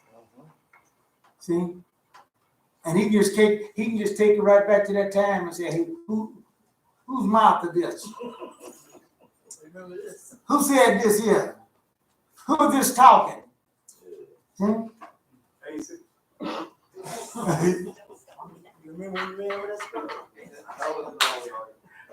They sound like when they get this text message now. Well, this text message is something else, and they get you on court now, that text message. You need to be careful about how you doing the text message. Had a woman read it. Had a woman read it on such and such day.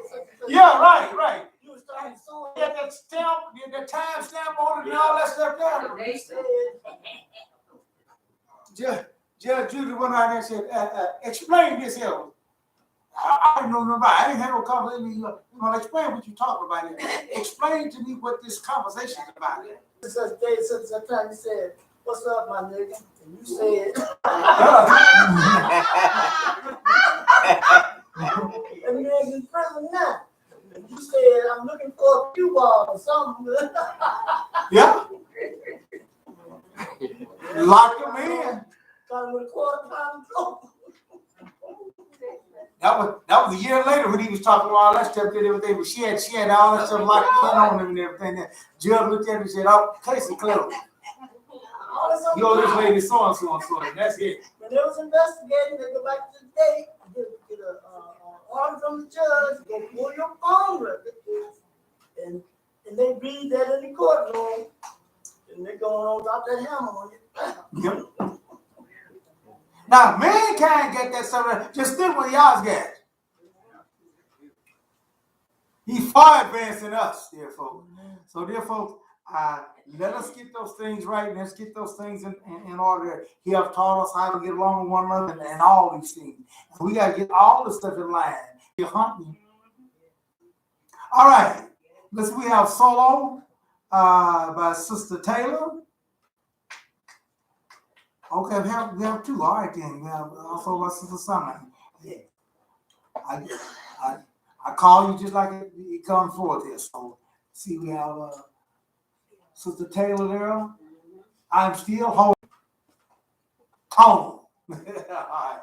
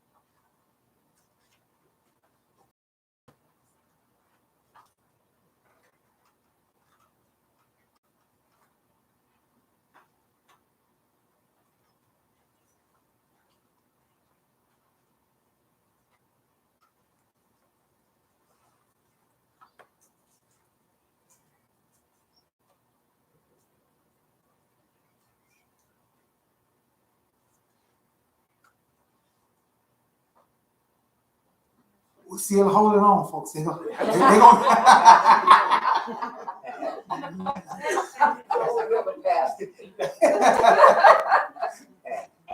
get it together. They're gonna get it going on that. So just hang on there. Hold on just a little longer. All right.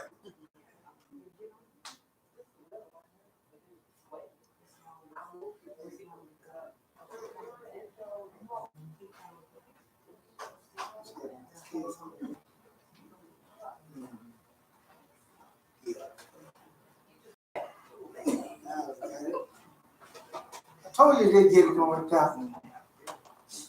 You know, the later folks, they get to have nice, fancy looking cases and all that kind of stuff. And I'm not kicking it. I'm not against it. Sometimes it can be a complication. But we got it now. All right. Uh-huh.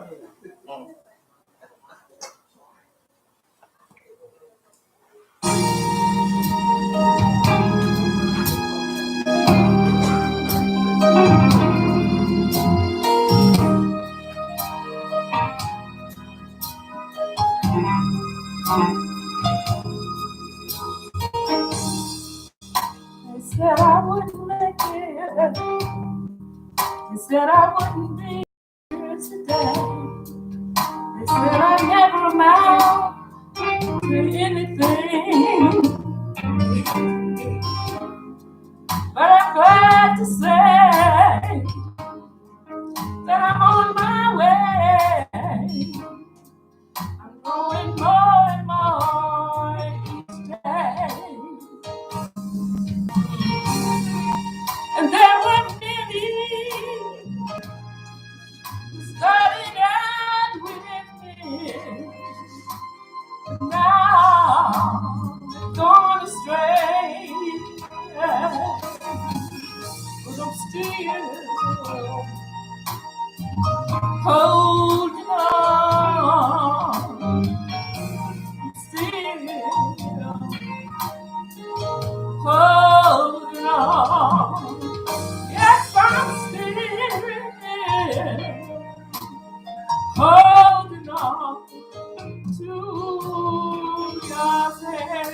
You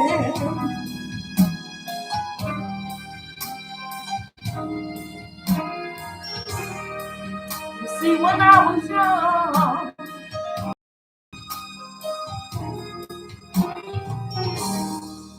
you see, when I was young, gave y'all my hand, and I told him to lead my way.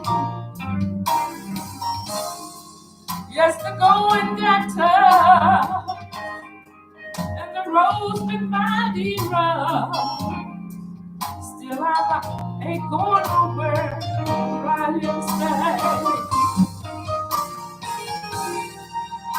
Yes, I've been talked about. Yes, I've been criticized. Why many tears from my eyes? But still, I'm holding on. I'm still holding on. Yes, I'm still holding on to your hand.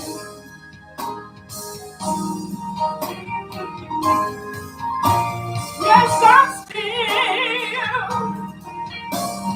holding on. Yes, I'm still in your holy place. Yes, I'm still on the promised land. I will never, I'll never let you go. I said,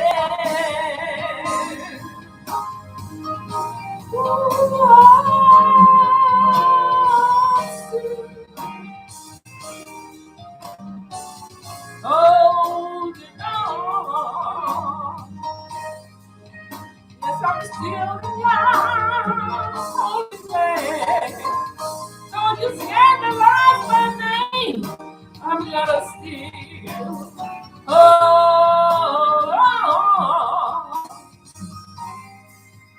yes, I'm back on this promised land. I'll never let go of your hand. No, I'll never let go of your hand. No, no, no,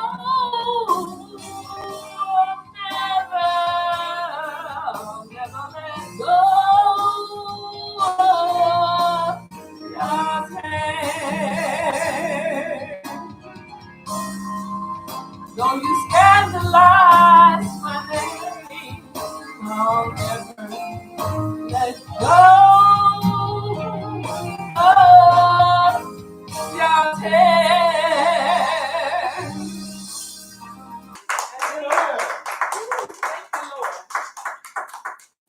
Thank you, Lord. Thank you, Lord.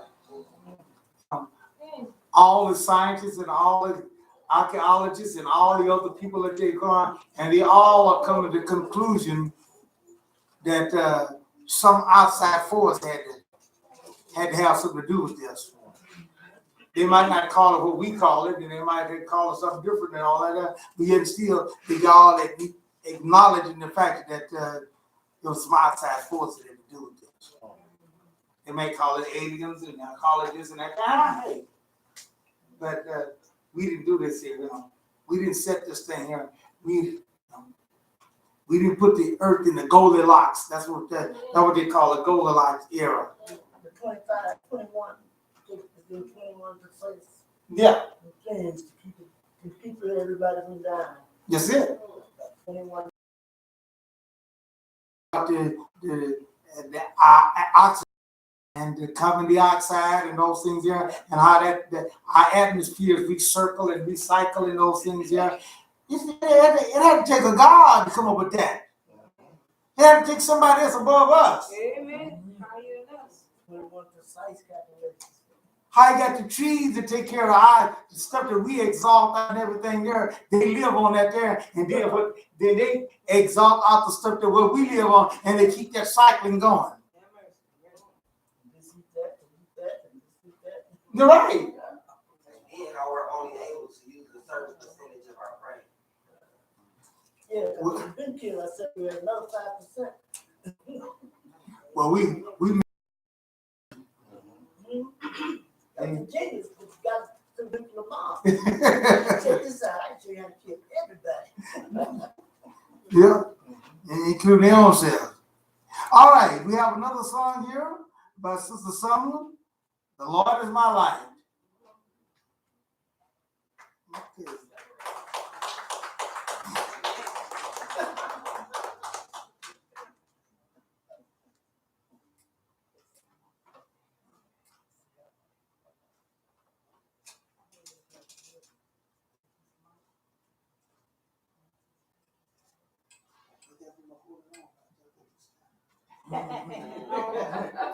No. Okay.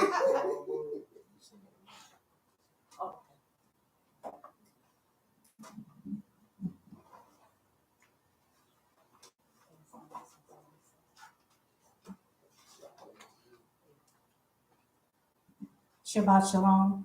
I want to thank y'all for everything, because he is my light.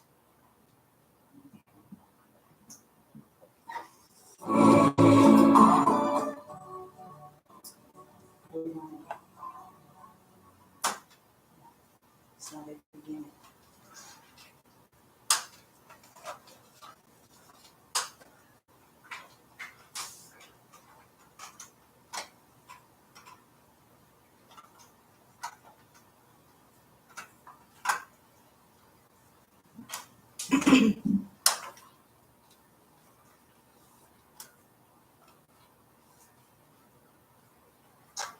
Testing.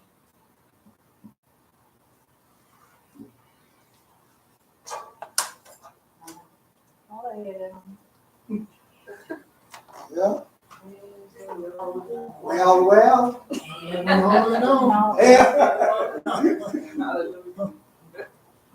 In that first, but you took it out. Well.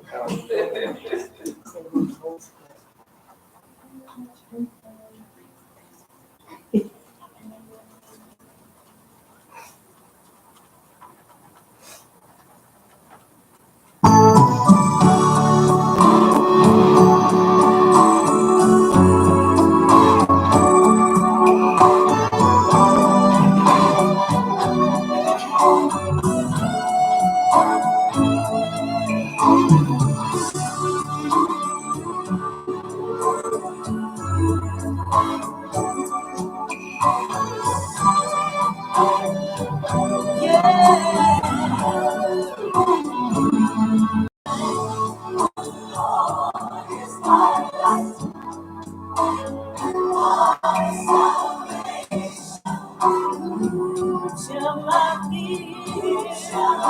be the strength of my life? Oh, yes, he is.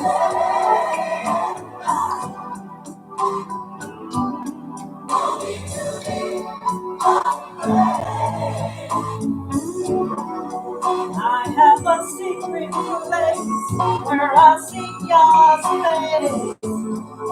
He gives me peace for my troubled mind. He carries me. He comforts me when I'm going through a storm. Oh, protected in His arms. Oh, my Father, He loves me. That's why I say He's my life. Oh, yes. the strength of my life, day and night. I don't have to be afraid. Listen, when evil tries to destroy me, try to make me fall, God puts me on a rock, out of the reach of them all. When the enemy tries to hurt me, I don't have to worry. I'm in his care, not just here but everywhere. I go to that hiding place where I see God's face. I find the strength to go on. Don't you know he carries me, he comforts me when I'm going through a storm.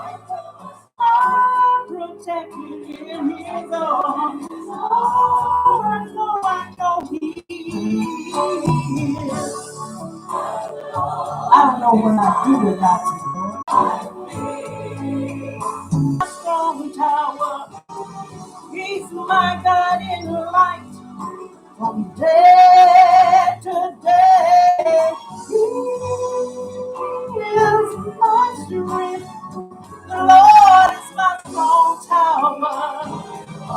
When I feel bad, don't you know?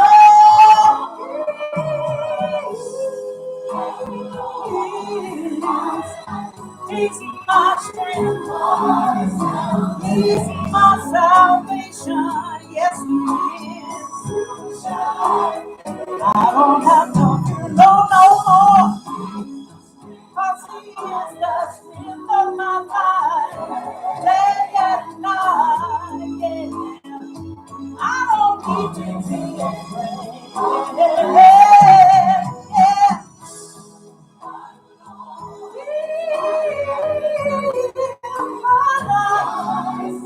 He's my salvation, yes he is. I don't have to be afraid. No, no. He is the strength of my life. Night and day and night. Yes he is. I don't have to be afraid. No, no, no, no. He is my life.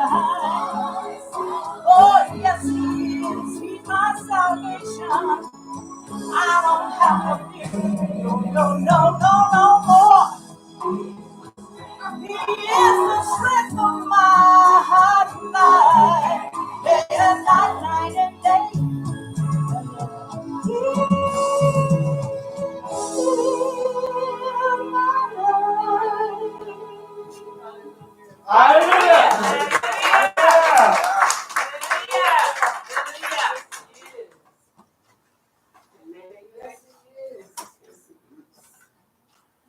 You know, people might think that I get together with our songsters and get all this stuff, but I don't. It's just how it falls in line. And these two songs is very fitting for what we're going to talk about today. You know, something's doing that, and and if I want to attribute it, well, it just that chance. Okay, just want to say that to them. But I tell you that something else is more happening than what you really think, because sometimes I have this all laid out the way I want it. It don't come out that way. It don't. I got to play it out. I got to like, I want to. I get started going there. It don't come out that way. So something else is got more power than those things there. But I just wanted to say that, because a lot of folks think that I get with them and we all plan out. I think that God works in all the program and all those things. You say, well, you just give them, well, let me do that. Unless you got a better idea. See? That's, but I leave it that way. And I know I can say that. All right, let's bow our heads for tonight, Baraka. Blessed are you, Lord, our God, King of the universe, shall give us your Torah, the writing and the prophet written at the Shire by thy great spirit, and have commanded us to diligently teach them unto our children, unto our people, and all people of the earth. And let all Israel say, Amen. Our Torah reading for this week's Parashah is found in the book of Deuteronomy, the 7th chapter, starting at the 12th verse, through the 11th chapter, the 25th verse. That is Deuteronomy 7:12 through the 11th chapter, the 25th verse. Our Haftorah reading is taken from the book of Isaiah, the 49th chapter, starting at the 14th verse, through the 51st chapter and the 3rd verse. That is Isaiah 49:14 through 51 and the 3rd verse. This week's Parashah is Parashah 46, Ekev, and it means reward because. Because. Our scripture reading is taken from the Haftorah reading, which will be given by Shamash. Let us give him our undivided attention as he read the word of Yah to us.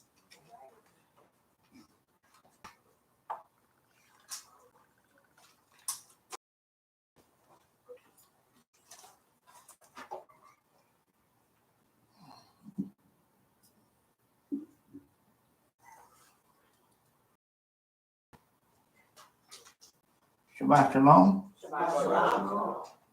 Our scripture reading is taken from the book of Isaiah, the 49th chapter, and starting at the 14th verse through the 26th verse. Isaiah 49, starting at the 14th verse through the 26th verse. And it's on page 515.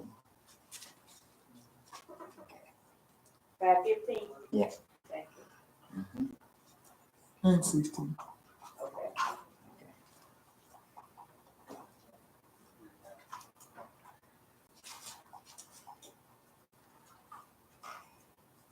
But Zion says, Adonai has abandoned me. Adonai has forgotten me. Can a woman forget her child at the breast, not show pity on the child from her womb?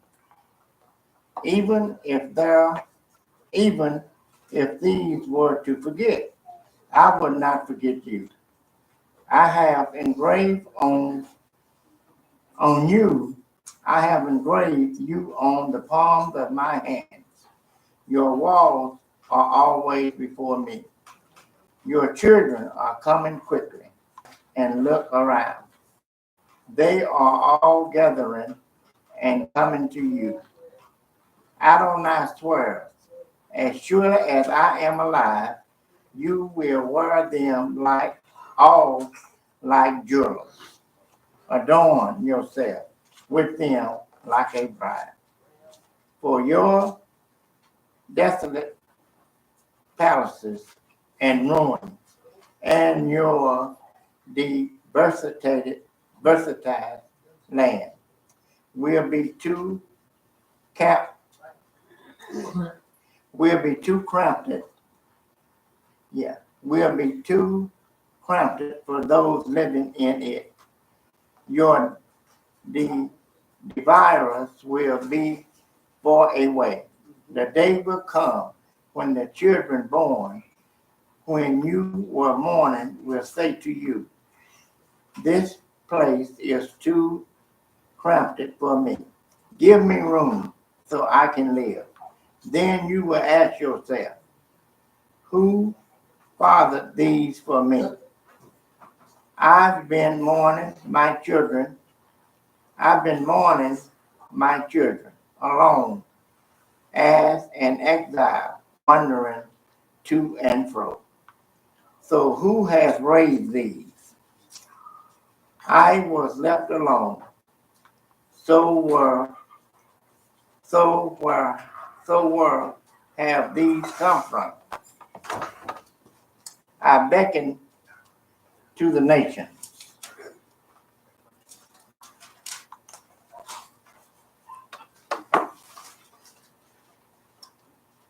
Raising my banner for the people. They will bring your sons in their arms and carry your daughters on their shoulders. Kings will be your foster fathers, their princesses your nurses. They will bow to your face toward the earth and let the dust on your feet. Then you will know that I am Adonai. Those who wait for me will not be sorry. But can booty be wasted from a warrior? Can a victor captive be fed?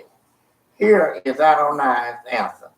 Even a warrior's captive will be snatched away, and the booty of the fearful will be fed.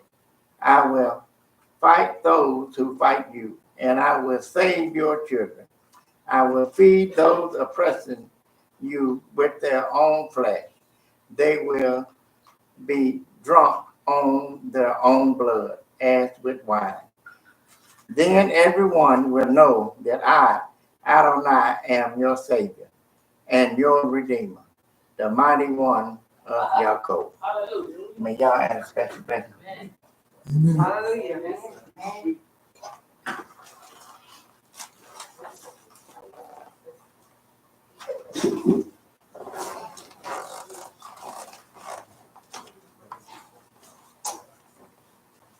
These are things that we got to take in mind.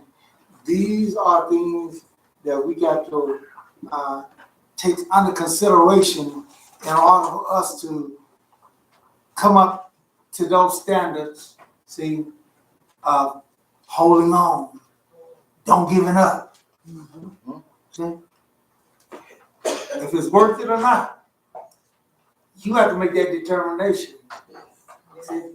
And then we that know the truth for life and understand those things there. You know, this is what God is always trying to do to us and get to us to stand. Because once we get to that, now, if that ain't enough motivation, if that ain't enough encouragement for us, you just help us. See? You sold out to some other thing, to destruction. Why would God bless us? We got all these different opinions, and especially in the last days, and I see these things among Hebrew Israelites that I do not like. Somehow we done got to the point that we think because of our color and our bloodline, that's all it is. And that's why God is blessing us and everything. I'm the right color. I got the right blood. I want you to understand something. All those things are helpful, but that ain't the mainline thing. Mainline thing.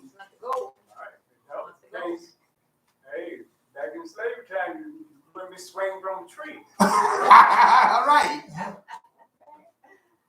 If that's the case, a lot of things wouldn't happen. Right. And they had plenty of blood, they had plenty of color. And it didn't save them. Why? Because Yah has more of a requirement than that.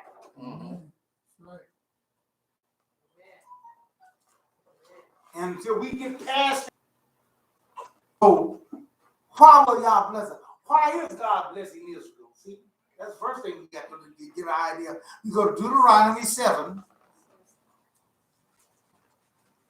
It ain't because God haven't told us. And this is why I talk to our children and stuff. I talk different to you, and then I'll do somebody else I can't don't know.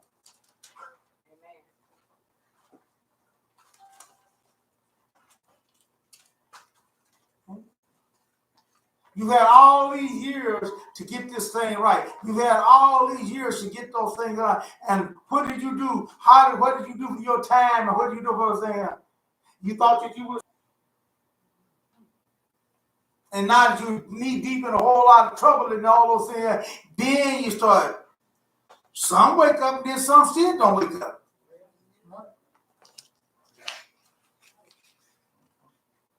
But parents are trying to shield you from that. And you take that and oh, they locking me up in bondage. Won't let me do this again. Won't let me do that.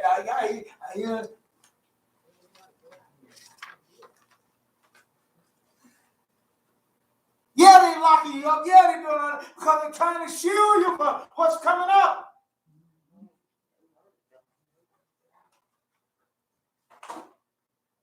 See? I have them come to me and they talk to me and everything, and I say, oh, what can I tell them? I say, you're absolutely right. But you're seeing it from the wrong perspective. I can't go out, I can't do this, I can't do that. Why you want to go out? Why you want to do all that stuff? And that's why your parents will say, no, you can't do it. Because they know that you ain't up to no good. Right, parents? Right. Sinners don't come back. Oh, good. Ooh, brother. Sinners don't come up with nothing. Even among the pros and everything, they put restrictions on them. And they grown men, they put restrictions on them. Now, what they eat, You ain't got no business out there serving something right there. they're not going to perform in this office. Yeah, ain't nothing good gonna happen at a certain time and everything. And you need to be in.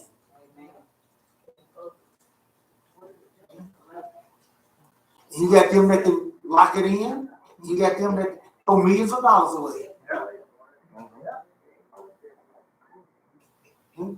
Can't do it. Can't do curfew. Yeah, can't do it.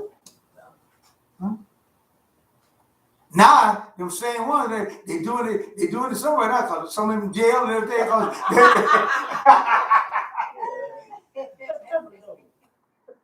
It's easy to do it. They don't let you out. Right, that's what I'm talking about. But see, why not do it? Get all that money, have all the money in there. Now you broke. You still can't get it out. You're right, they still got to care for you. It's called imprisonment. Because they get to they like that limelight, they like that, and then they find out, hey, but they don't want to pay the price for it. So what did it say that Deuteronomy 7 started the 12th verse there? Oh, okay.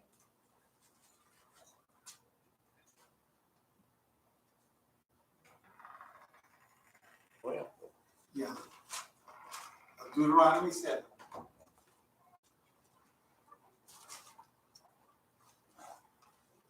because you are listening to these rulings. Because, that's the point on Ekev. Because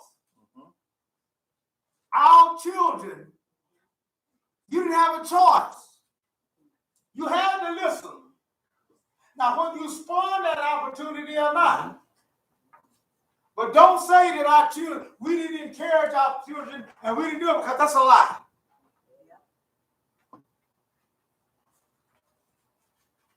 Not only that, we put restrictions on them. Yep. And if you don't get them verses down and all that stuff, some part of your body gonna be aching a little taste. You need to.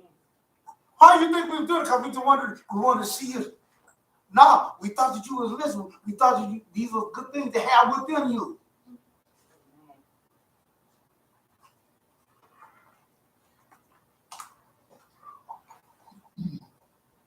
But God said, because you're doing this, because you're listening. Read on, let's see what's got. Because you are listening to these rulings, keeping and obeying them. Adonai, your God, will keep with you the covenant and mercy that he swore to your ancestors. Now, is it anywhere that it says that because you was black, I'm going to keep you, I'm going to do all this because of your color? Well, is there anywhere it's in there? I don't see that in there nowhere. You got the blood. You ain't got to listen to that. You ain't got to listen to determine what color you is. Your color won't come from your listening. Do it.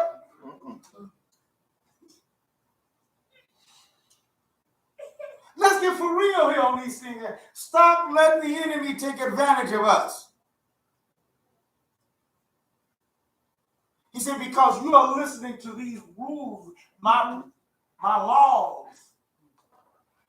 Because I see further than you see. I see deeper than what you see.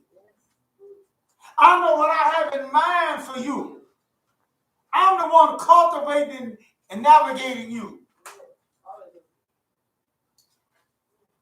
You don't know that. See? Therefore, you got to listen to me. We ready to run out there and listen to everybody else except the one we should be listening to. Oh, no, I wouldn't do that there. You like, sure you won't do that? Tell you many cases of it, that they run out there and do it.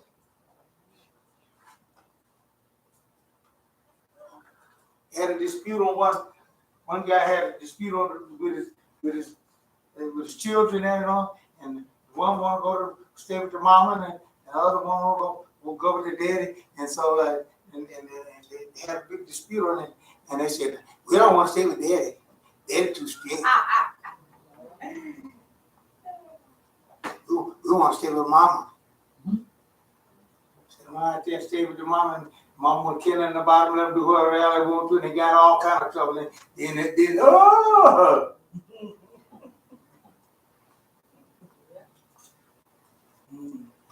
And I've heard it vice versa, the other way around. Gotta listen to the right voice there, folks. Listen to the wrong voice. That's what got this whole thing in trouble right today. That's why we're in trouble now. That's why we are dying now. Is listen to the wrong voice. Amen. Right? Amen. Right. Amen. Yeah. Stop saying, I'll go on and eat that. You ain't gonna surely die. God said, don't eat of it, because if you do, you're gonna die. She had to make a decision. She made the decision. Yeah.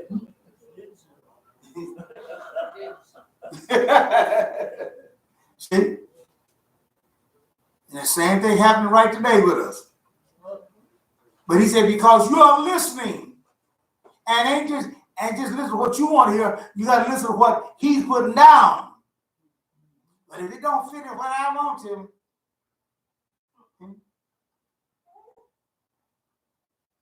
but hey, you have a right to, it's your house. I had one guy do come and join. Daddy wrong, he got rules and everything now. He don't recognize the fact that I'm grown. See, I'm grown and everything, and he still got this rule talking about I got to come in at a certain time and everything. Now that ain't right. That ain't sure. I said, who says it ain't right? I say it ain't right. All right. And then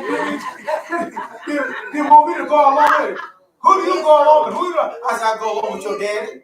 Yeah, I got my own place. I still had to come in on time. I had to go to work in the morning. I said, I go along with your daddy. Well, why you gonna go along? I said, because if I don't go along with him, I'm going to go against myself because I got the same rules. Amen. Just because you grown doesn't mean you won't come in my house anytime you want to. Yeah, you better meet that child too, because that ain't right. I got grown folk right today and everything. I tell them I got time for them to come on my house.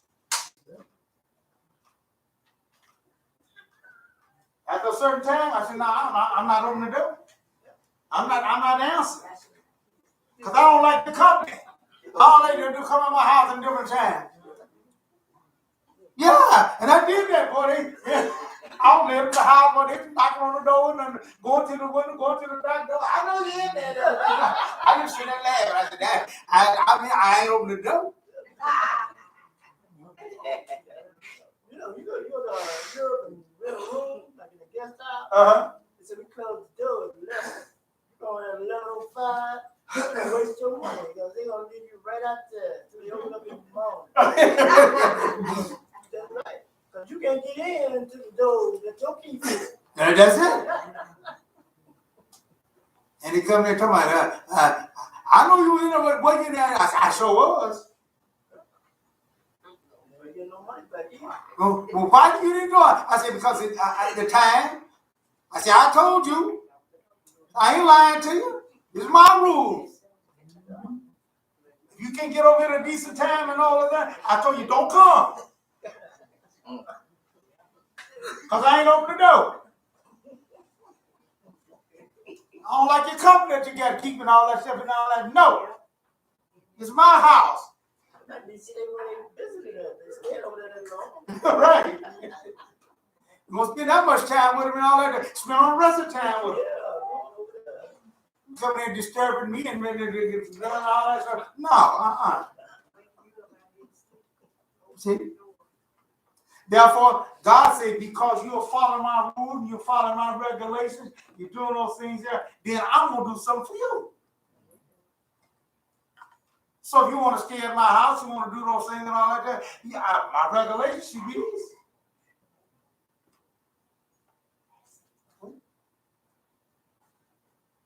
Got to the rules now and everything there. People want to come over there and they want to borrow my money and they want to do that. I can't even ask them what you want to do with it and stuff. And then if I ask them what they're doing, they get mad. They get mad. And I'm going to tell you what, you either let me have it, ain't. Now, what do you think your chance of getting it going to be? Yeah, I know it's going to be. I'll be right back. Going out the back door. You just gotta worry. All you need to worry about is going to pay you back. Now you ain't gotta pay me back. That's right. I ain't kidding. You just messed it all up. Yeah. That's my business. Right. You got your own money, you got your own business. Therefore, we got to learn how to deal. And if you don't, hey, that's it. Step on, go on with somebody else. I'd be doing something gonna get you in trouble. If you go on there, why pay you the money? Yeah. A lot of times I have people like everything, so I kind of jot it down a little bit because I come back and say, I owe you so. And then I have to kind of jog the memory and say, hey, when you came back and said that you needed to pay so. Oh, yeah, I thought about that. So that's the reason, some of the reason why I do it. I do it because if they don't want to tell you when they want the money for, it's probably something they don't want to tell you. There you go. That's why instead of them making something up, they're already about telling you about it. Oh, no, you got something going on. You ain't supposed to involve in it. I already know. Let one guy have some money, man, and everything. He told me he got to go down there to get this and that, and he made it straight way to the glass house.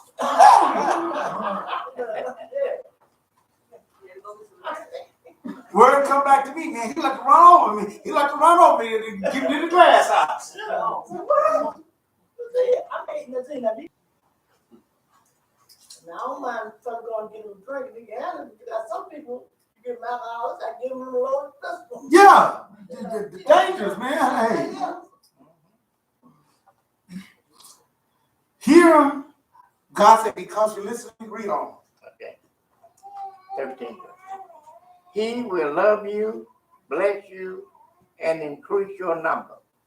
He will also bless the fruit of your body and the fruit of your ground, your grain, wine, olive oil, and he will give, and the young of your cattle and sheep in the land he swore to your ancestors that he would give you.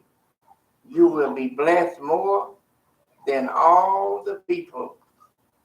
These will not be a sterile male.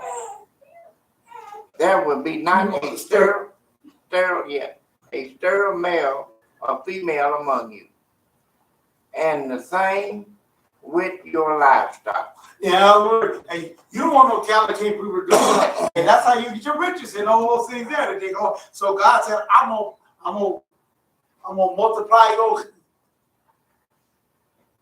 childbirth. So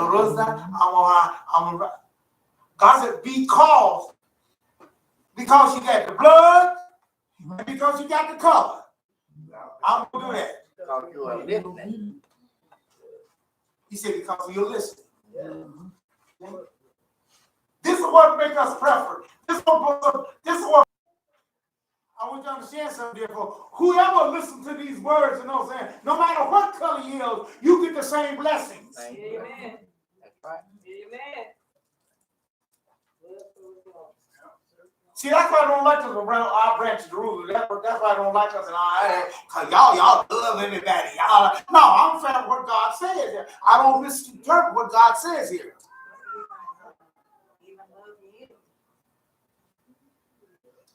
If you're black and you don't want to do a thing, he's going to let you know about that too.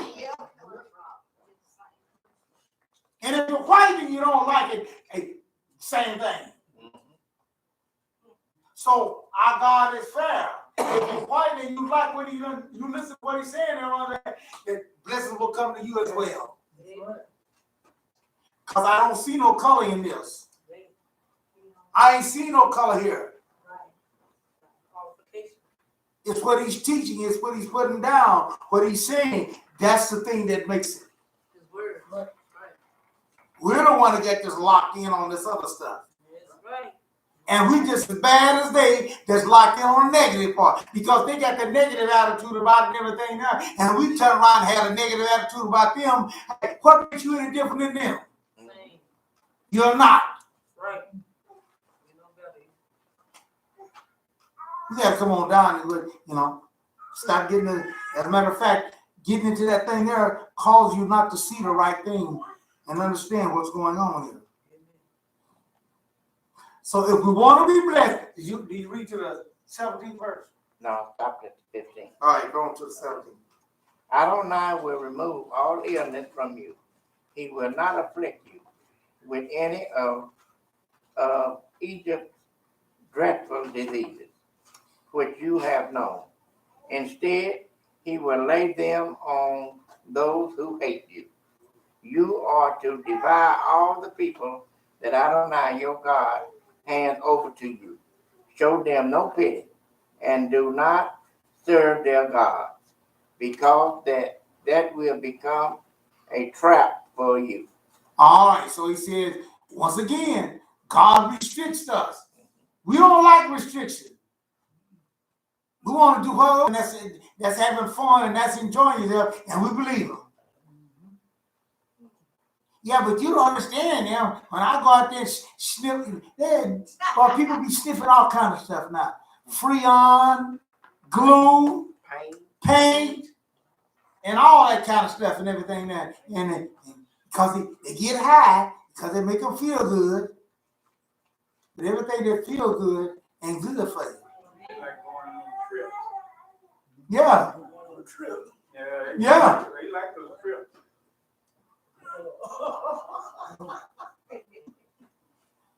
You tell me that strict mind is sweet. Tastes sweet. Oh, that's good, man. That tastes good. Okay, yeah. Yeah. Pause. I know it. But it's sweet, though. They say it's sweet. It got a sweet taste to it. Yeah. So that's what I'm saying. Cause something's good for you. Good to you. Let me get that right. Yeah. Just because something's good to you, don't mean it's good for you. Mm-hmm. We done got to the place where if it's sweet, that we'll eat it. Oh yeah, a little sugar and everything. That ain't always a thing. See? And so we find that too much sugar ain't good for you either. Like the better it is to you, the worse it is for you. That's just too good. I can't do it alone. Yeah. So God, we need someone to tell us what's best for us. Yeah. Just as we children and those things there, we eat nothing but sweet, we eat candy and all that stuff in there. That's all we eat and everything there. And then later on down, you get to 20, 30, 40 years old, 50 years old, you paying for all that with everything else. Yeah. Hmm? You got no teeth, you got this here. I mean, there's a whole lot of stuff that messed all up, see? Therefore, listen to someone that it might be well with us. Other things that God has told us to do, but see, it's a binding on us. When God restricts us on those things, He makes a because. And that because, always that because costs you something. Your salvation costs you something. See? Amen. Your job give you a paycheck because of something. Right?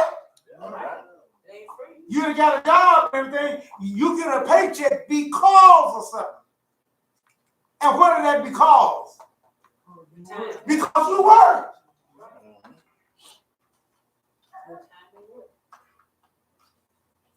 Because you did the job that they wanted done. If you don't do the job, you go up to, hey, I'm ready to get paid. You ain't showed up. You ain't did nothing. Yeah. Right. Yeah, you say you gonna give me so amount of money, and you ain't showed up. And you go up there and they expect them to give you that. Pull his time sheet. Time sheet just blank. What you think you're gonna get? Crazy check. Nothing. Nothing. A crazy check. That's crazy. Trump will cut that out too. Trump will cut that out too. They can hardly get it. Yeah. Trump ain't gonna cut that out too. See? But all the things are hinged on those things for us to understand and get a understanding of what He is doing, and it's a restriction, but it's what He asks us to do on those things. In the book of Malachi, He said the same thing about a blessing. What you do, God don't ask you to do stuff. No, He don't have to do it, but He said, "I'll add a blessing to you because you do it." See? He turns around and says, "You're a robber." God makes that decision. He said, "Oh, no, I ain't doing that." He said, "You are." Oh, how about it? I don't want to wrong God. No, somebody tell me that God said, you don't want to hear nothing about no. Oh yeah, y'all brother Mattia always said, I told him, I don't hear nothing about no Bible, nothing about no religious stuff. Yeah, no. I've heard children say that. Just go around, go to talk to me. Hey, I don't know how that religious stuff. Don't come with that religious stuff to me. I don't hear nothing about it. I don't believe my heart. You know, they used to say that the city changed the tune. Yeah. Yeah. Racing the tune, got tones go up. Uh-huh. Yeah, they change. Oh, yeah. Little bit of stuff happened to them. Just start the discussion now. Yeah. But before that, they wouldn't hear that stuff. Oh, come here now, let me. Yeah. Yeah. Yeah. Y'all have a way of bringing it down, you know, but so you got some time now. But he said, God says that he robbed him. Then he said the whole nation robbed him. Because I told you about it and he didn't do it. Tithes and all. We listen to everybody else except what God said. I've heard people get on the website and get on the internet talking about, you don't have to do that, you don't have to do that. Don't you know that you cut yourself off from the blessings? Because he said right on down there. As a matter of fact, go there. Let's go there. Malachi 3. Malachi 3. You know, for these things to be binding, you got to know something. You got to be told these things. So you don't have no excuse. You know, children all this time, you didn't tell me that. I don't remember you saying that.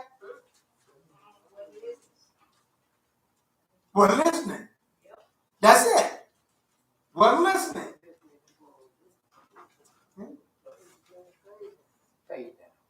Perhaps come along and say, hey, listen to, I want you to clean the house up and everything. And they come back and it ain't cleaned up and everything. They say, I didn't know you wanted that. You didn't say that. Who was you listening to? Because I certainly told you that. We get to the point where we don't pay no attention to it. That's what it is.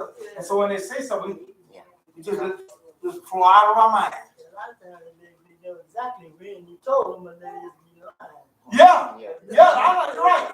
That's the whole thing. Yeah, I don't remember the discussion. Yeah, just lying. Just lying, that's right. Yeah, hey, our friends said they would. Oh, so I didn't tell you that, huh? They said, well, don't you know what you're saying when you say I didn't tell you that, and I told you that I did tell you that? Uh-huh. That's it. And besides, and they hear that Ekev come in again. Because you added that, I'm gonna add some more. I'm gonna add some more licks to you now.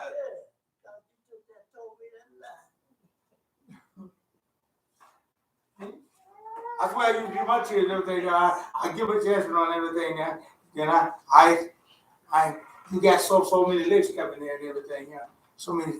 And then I give them a chance, you know, tell the truth and all that. And because you chose to do that, I'm gonna add some more to that now. So they kind of learned it in. They would say nothing in.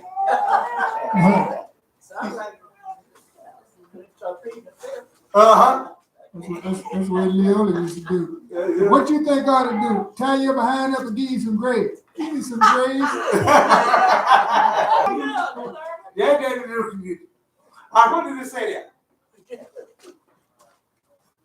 Malachi 3, starting at 8 verse.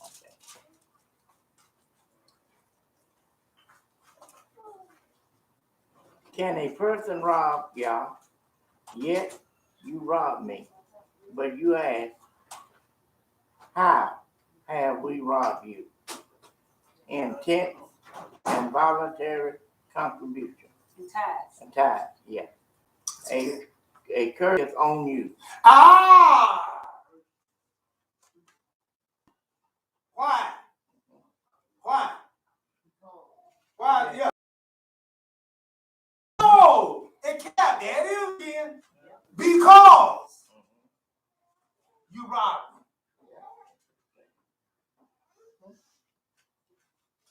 I don't know where you are. Do you know you rob God in 2 ways? It took me a long time to understand those things. But you rob God in 2 ways.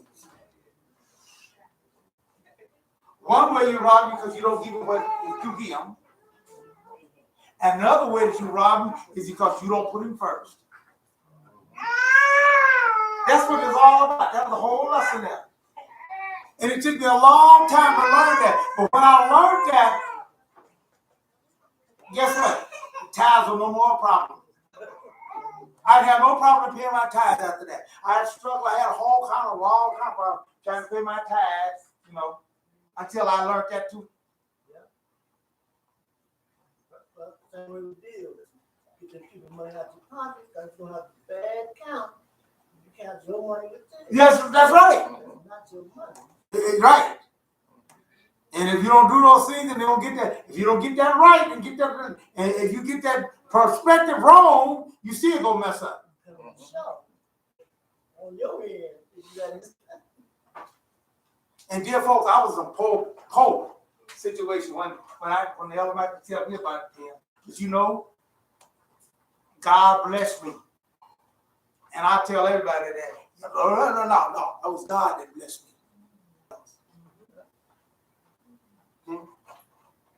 When I realized those two, I had to realize some things. And that's what God is saying here.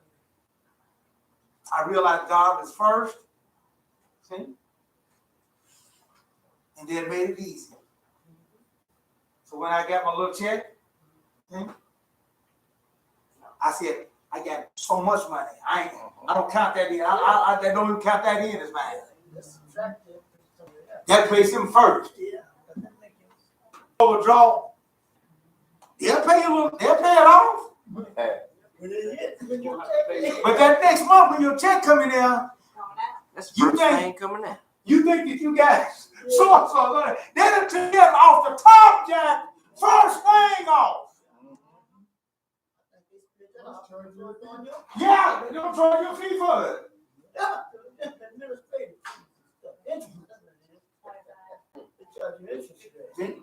No, they charge you a fee for doing it. Overdraft fee. $35. Because if you overdraft by $5, they loan you $300 or whatever, $300 or $400, then they charge you interest on that amount. Well, no, they're trying. If you owe just only $3, that's why you need to keep a bank account. That's why you really. They gonna charge you interest on the whole $200. Because if you owe them $3, you better go and get that other $2. They gonna charge you interest on it. Oh yeah, you don't charge you for it, and you're gonna take it right off the top. So when your check come in, I got $900 in the bank or something like that. No, you ain't, because if you owe them $300, now you got $600 in there. And you start off with that level there right off the top. And you don't do more than one transaction because they can get you up every transaction. Oh yeah, that's another thing. Don't go through.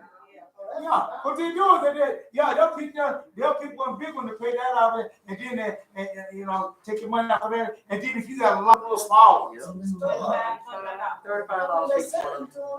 They putting on a fee too. Every time they send in, they charge me some more money. $100 check to turn into Be good for you. See? The only other way you can get by with it is have enough money in there where you never overdraft. Yeah. Then you do. Yeah. Playing crazy. Yeah, then you ain't gonna worry about it. You ain't no money. But if you ain't got no money, then stop writing. You get it right then. Or smoking that card. We get card happy. Yeah, I had to get rid of the check. If I wasn't finishing the checkbook and I know anything, they charged me all kinds of stuff. I ain't had a checkbook in 10 years. Return fee, overdraft fee. They tried to tell me the other day, you need to get a debit card now, though. Yep. Get out of business. I'm gonna tell you about it. If you I say, look, I know my fallacy. No, I'm not getting on that. Because it's easy what it is. That's too easy. Yeah. You don't feel that coming out of that, you pass it. Well, the way mine set up, if I ain't got to get in there, I can't get it. There you go. Yeah, that's where I got set up. Because I had a debit card, so I could get that. Then I was like, when I was at the bank, if I had a debit card, I'd been messed up. No, I don't want that. I thought about it. So what I'm saying, not only do you have to listen, but you got to apply it. I will open up you freedom. That's what he says. What God said. Because you do that. He said, but you ask, how have we robbed you? Intent and voluntary contribution. A curse is on you, on your whole nation, because you robbed me. Bring the whole tent so that there will be food in my house, and put me to the test, says Adonai Zezra. See if I won't open for you the floodgates of heaven and pull you out a blessing for beyond your needs. Ain't said nothing about no color. You notice that? Ain't said nothing about your color. Ain't said nothing about your blood.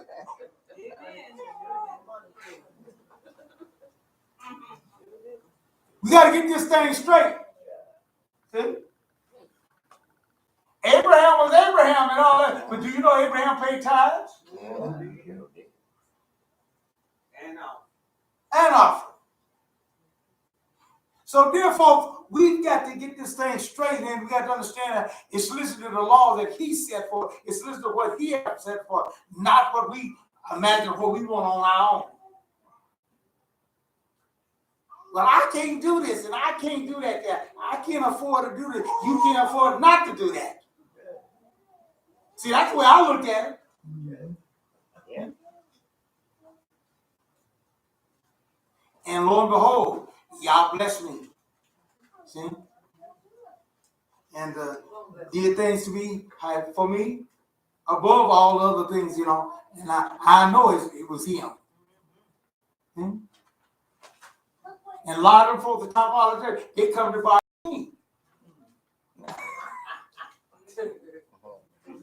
See? They come to buy it from me.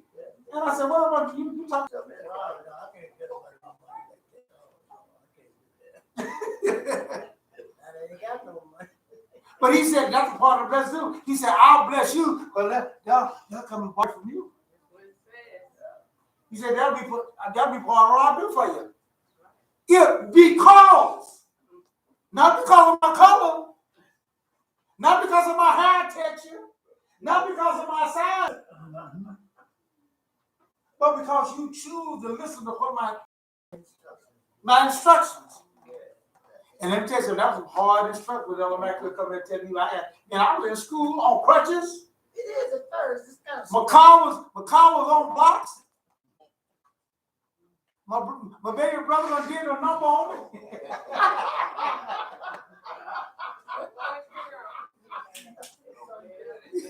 He laying there.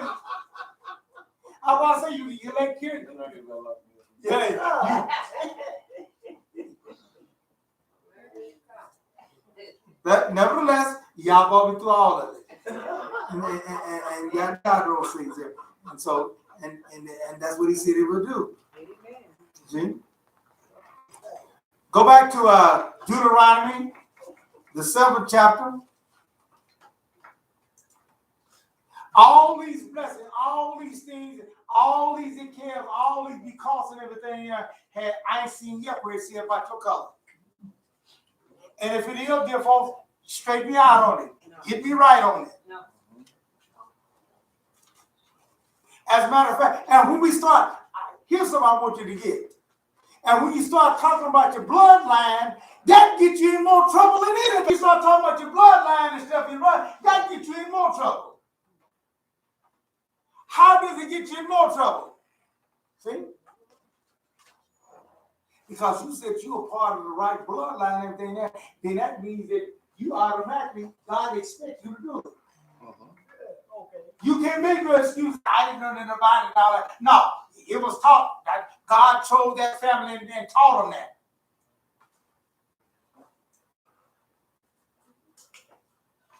Yeah. God expects us to do it. That's an expectation of you being an Israelite. That's an expectation of you being Israel.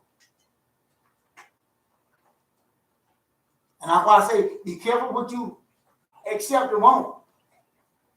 Jump up holler about, I can pick 100 pounds, I can pick 100 pounds, then somebody asks you to pick it up, then you're going to get mad. Then you're going to get mad. Shut your mouth up. Why you hollering for it?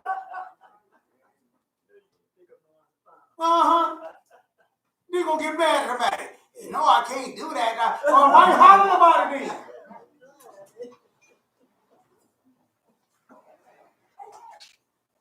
Okay, Deuteronomy 7:18. What did it say? Okay. Nevertheless, you are not to be afraid of them. You are to remember what Adonai your God did to Pharaoh and all of Egypt, the great ordeals which you yourself saw, and the signs, strong hand, and outstretched arm by which Adonai your God brought you out. Now, dear folks, our remembrance is also another thing that causes us to do it. I shouldn't have to be constantly encouraging you. I need some encouragement. Why you need all this encouragement?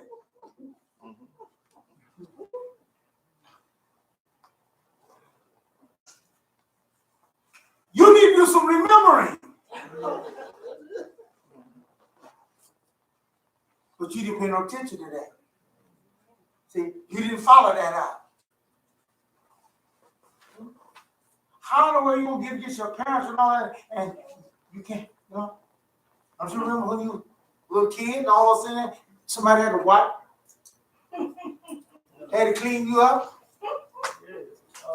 Where do you think the food came from? You were matter of fact, food still coming from the same source because you grown everything, you still get it. They still gotta feed them. 35 years old, still looking in the refrigerator. Yeah, right. You don't get away from the refrigerator. I'm coming home, I'm hungry. What was it? What? At 3 o'clock, you supposed to be at work somewhere. You grown, you got your own, huh? And that's why I keep telling folks, when grown works two ways. That nigga, every looking in the refrigerator, and you tell him something, that turn around in your refrigerator and tell you, look, I'm grown, man. You gotta talk to me different. Yeah, right. You didn't close that. In your fridge. In your fridge. They ain't talking, no, you are talking to me different. Close that. In your house, tell you that. Yeah, respect. You didn't close that door for a piece of your business.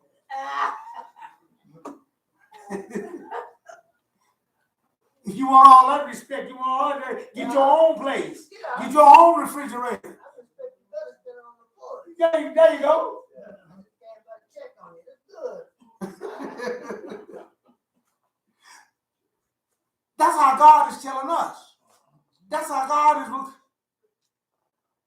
Just as ridiculous that sound when we talking about the sin or whatever. Yeah, that's just how ridiculous we are with God. But we can name and claim it. Uh-huh. We don't do nothing for it. But how is God with us? Go to Deuteronomy 8. We want to get this here over here. Deuteronomy 8 and start reading the first verse there.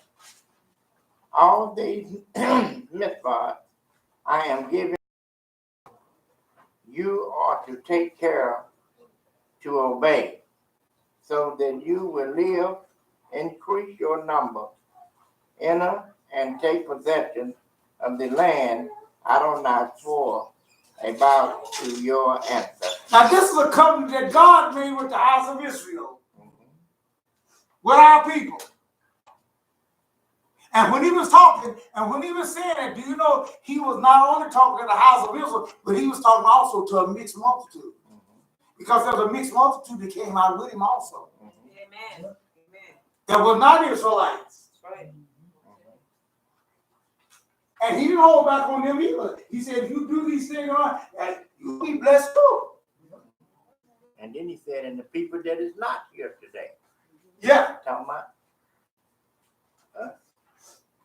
So therefore, we got to understand how God see things.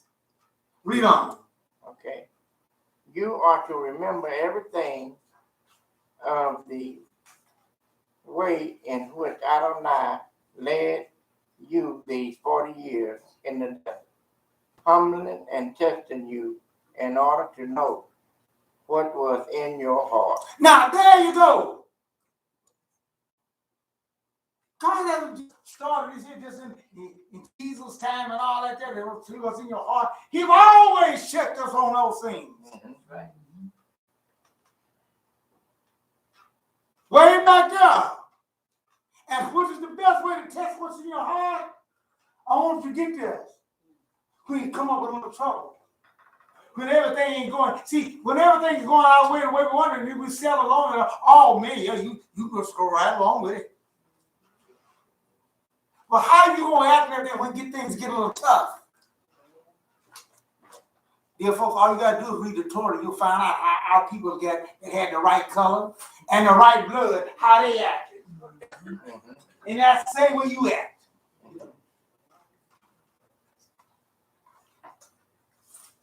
Little water got tight. What did they do? They ready to kill Moshe.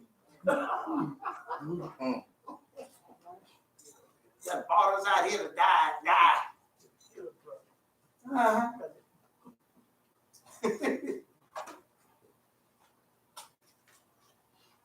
It got so bad that God had to convince them that, hey, now this ain't Moshe. So somehow I guess it gives us a little bit more leeway and a little bit more understand, a little bit more whatever. I guess on the same level that we just applied to Moshe. You really don't want to threaten God. Right. We don't mind offending Moshe. Yeah. Yeah, but we got to be a little careful about God. Yeah. See, because we do have a little remembrance. Yeah. See, that water standing open there, and all the plagues that happened in Egypt and everything, and we know that was kind of beyond just ordinary man. Yeah. Disco was a bad idea. You're right. But it's just like today, though. You start telling somebody something, they try to give you credit for writing the Bible. Hey, look at it. You can't tell me nothing. I don't believe that. I didn't write that, man. Yeah. The different, and we got this attitude now. Well, hey, I don't believe that. Because I say, hey, man wrote that Bible. Yeah. Man also wrote the instructions on how to drive your car. Man also wrote the instructions there about when you go down there. They do have driving tests and stuff for you still, don't they? Before you get your license. Young folks, well, guess who wrote that? And guess what happened? If you don't follow what they said and you don't pass that test, guess what? You ain't getting no license.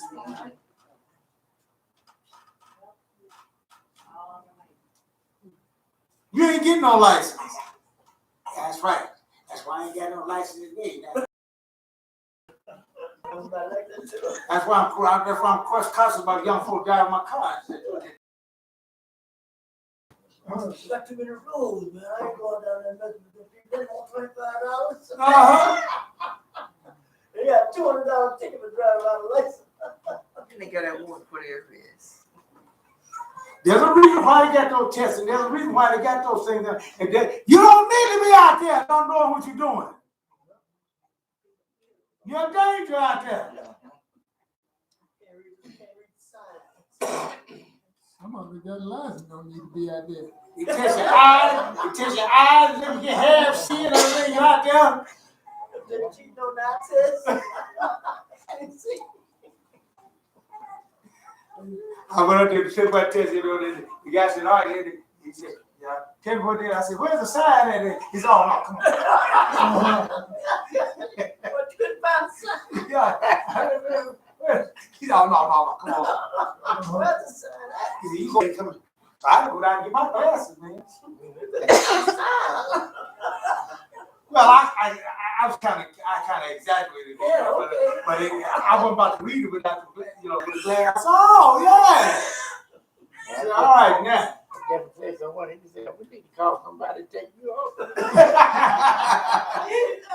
Oh, my people tell you to drove up on your own now. Yeah, you ain't got it.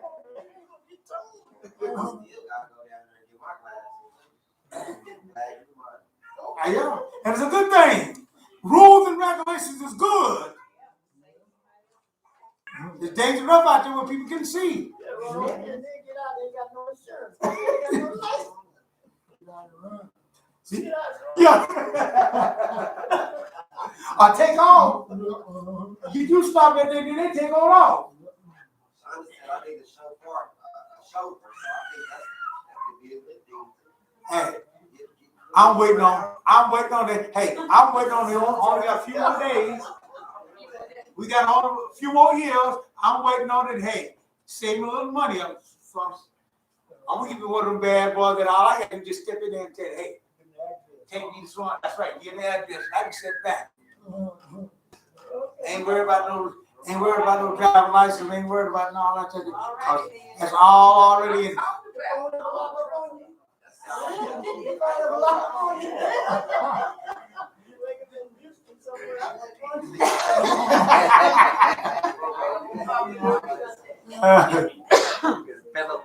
Fell asleep and woke up somewhere you don't know.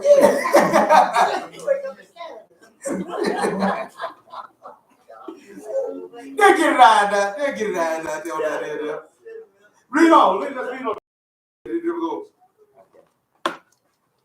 his mitzvahs or not.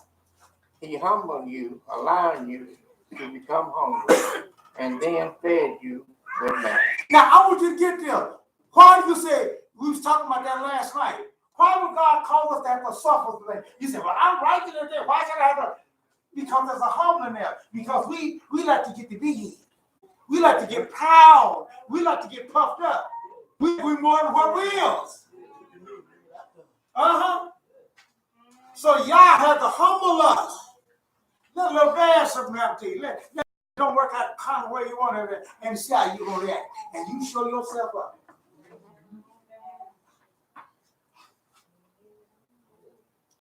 Show themselves up. Okay? Give them a little leeway. What did you say? Give a fool a little rope. And what they want to do? They'll hang yourself. Okay? Long as A wise man can play a fool, but a fool can't play wise. I don't know. that ain't completely true. That's what I'm saying. And the Bible says that. The Bible says if a fool know when to shut his mouth up, he's showing wisdom. He's a fool. But we know when it's time, when it's time to shut up. Just like my friend said, hey, he had to learn it. Sometimes it takes a little long to learn that. Police told him, look, be quiet. I want you to shut up and everything because you inciting the crowd here and everything. And all that. You already caught him wrong and got him in, handcuffed him, hands all behind his head. And he said to talk. What are you going to shut me up? You're going to tell me to talk. I'm here to talk, Got to take that billy club. Yeah, take that billy club. Born them first.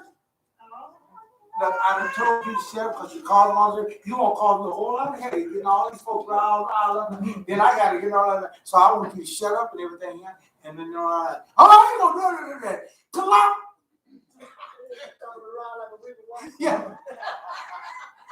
He said when he first hit him, like that, it kind of stunned me. It didn't bug on him like that. But if you ever had a knot, but he said that knot started rising. And boy, and the first thing you want to do is you want to start rubbing that knot. You ever hit it there? Yeah. You want to start rubbing that damn. Let something happen to you. You ever bump something, you bump your leg on something there. When you first do, you were like, Handcuffed me, you couldn't rub it. yeah. Guess what? He said he learned some wisdom. He said he learned some wisdom. He shut that mouth up, Jack. Yeah. And say, boy, he said, man, I've tried all kind of ways. And the police hit him right in the right spot, where he going. Yeah, he could rub on, he couldn't even rub on nothing. He learned some wisdom now. He said he closed that mouth up. And so we get a lot. Sometimes it be hard on us. Read on.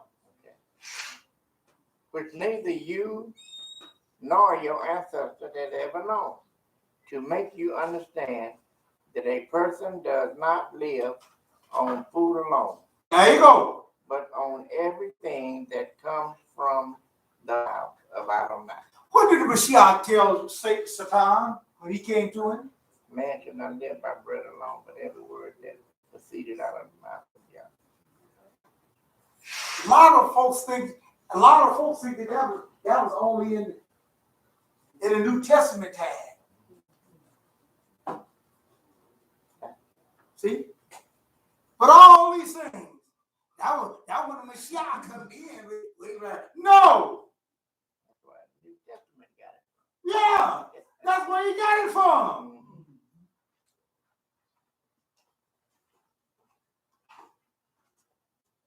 He was quoting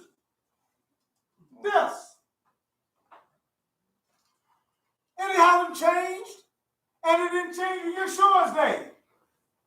Still the same thing.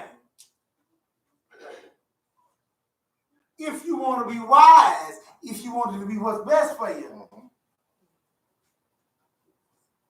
But if you don't want it well for you and all that, then go ahead on. You're going to justify and it's going to be brought forth. In closing for today, dear folks, to live, we must listen. Now, this is according to God's definition now. And that's why I tell folks, the Bible is biased towards God. That's why I call the Bible. So people say, oh, you want the Bible? Oh, you just prejudice this one. I call it. I'm quoting you the Bible. See? It says here, you know, it's just like we got a dryer. They gave us a little. You won't tell us nothing about a washer. You won't tell us nothing about no refrigerator. You won't tell us about the dryer. Me and my wife, while we were around there picking with that thing and get mad at it, go to the closet, set the thing on it in there, and the rest of us set it, wouldn't do nothing. But we just slam it, bam, and all that stuff. They didn't find it working over there. Finally, we had to get the guy out there. Guy got out there. Didn't take him no time. Because he went through the procedure. Oh, yeah, you got to be a switch on that. Door switch on that. What? Door switch. Oh, okay. The door switch is bad. Yeah, bro. They probably broke it, slamming the door. He told us. He said, y'all, by the way, when you turn it, we close the door and everything. He said, take it and put it down here and close it this way. Don't close it the other way there. He said, now, if you do it out there like that, hey, you know, you'll have it coming back here again. But you can either listen or you don't. We listen. We told each other, you know, she come in and told me, and I told her. And so that's what we do. Had no problem about it. But before that, well, we was kicking it. She about to, hey, I got to put a dent in this thing. I said, hey, come on, hey. I said, what you want to do? He's a doctor. I don't know.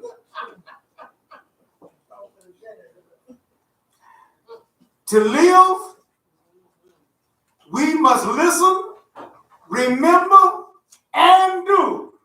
Those three things. To be destroyed, don't listen, forget, and I'm going to tell you something. This applies to our children. And I want you to get this because I know for a fact, ain't no doubt about it. And that's why I tell our young folks and you all, you ain't got no excuse like these other folks got. You have been taught the truth.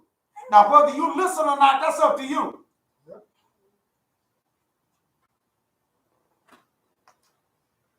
And then they come back later on. I don't remember them saying that. I don't remember y'all. What's wrong with it? What's wrong with them if they don't remember that? See, that's why remembrance come in. It says not only that you got to listen, but you got to also remember. I was talking to one person, he said, I don't remember us talking about that. Then I started talking to him and I said, you know, when I was saying this and all that, we started, oh, yeah, I do kind of, but my mind was on somebody else or something. That's what's wrong. You're not listening.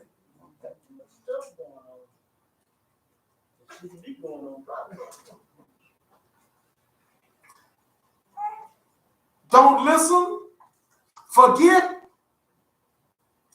and our choice will determine y'all's actions. Whether you live or whether you be destroyed. And that's the scary part, dear folks. Because God is faithful in calling us to live, just as he's faithful in destroying us. Amen. Amen. If you haven't learned that about our God, you need to learn that. Amen. asked them leaders that went out there, ran out there with them, and the rest of them out there with the Midianite women. Yeah, they was looking good. There's some thick sisters out there, man. And whatever good word we got there, them thick sisters out there. I mean, them sisters are good looking. God said, leave them sisters alone, because they ain't good for you. But you don't understand, they is good for me. Hey, I got control, I can control. What happened to them leaders? What happened to them leaders? Hung up to a song. That's it. They should have listened. Same thing here. In closing, as I said before, to live, we must listen, remember, and do. Not say, I'm trying to get it done, but do. See, I was intent on doing that. You know anybody else got paid for it? Was he intending on going to work but didn't make it? I'm asking anybody that, you know. Go to the boss there, and the boss look at pull your time sheet there and say, hey, I don't see no hours on here. But I was intending on doing it. I meant to do that. And see how much you get paid. I meant to pay you too. Yeah.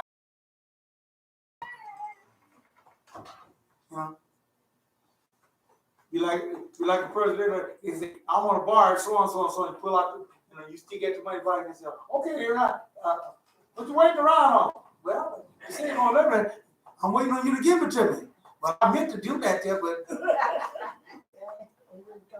yeah. See? So, we got to get our kind. If I remember thee, let my tongue cleave to the roof of my mouth.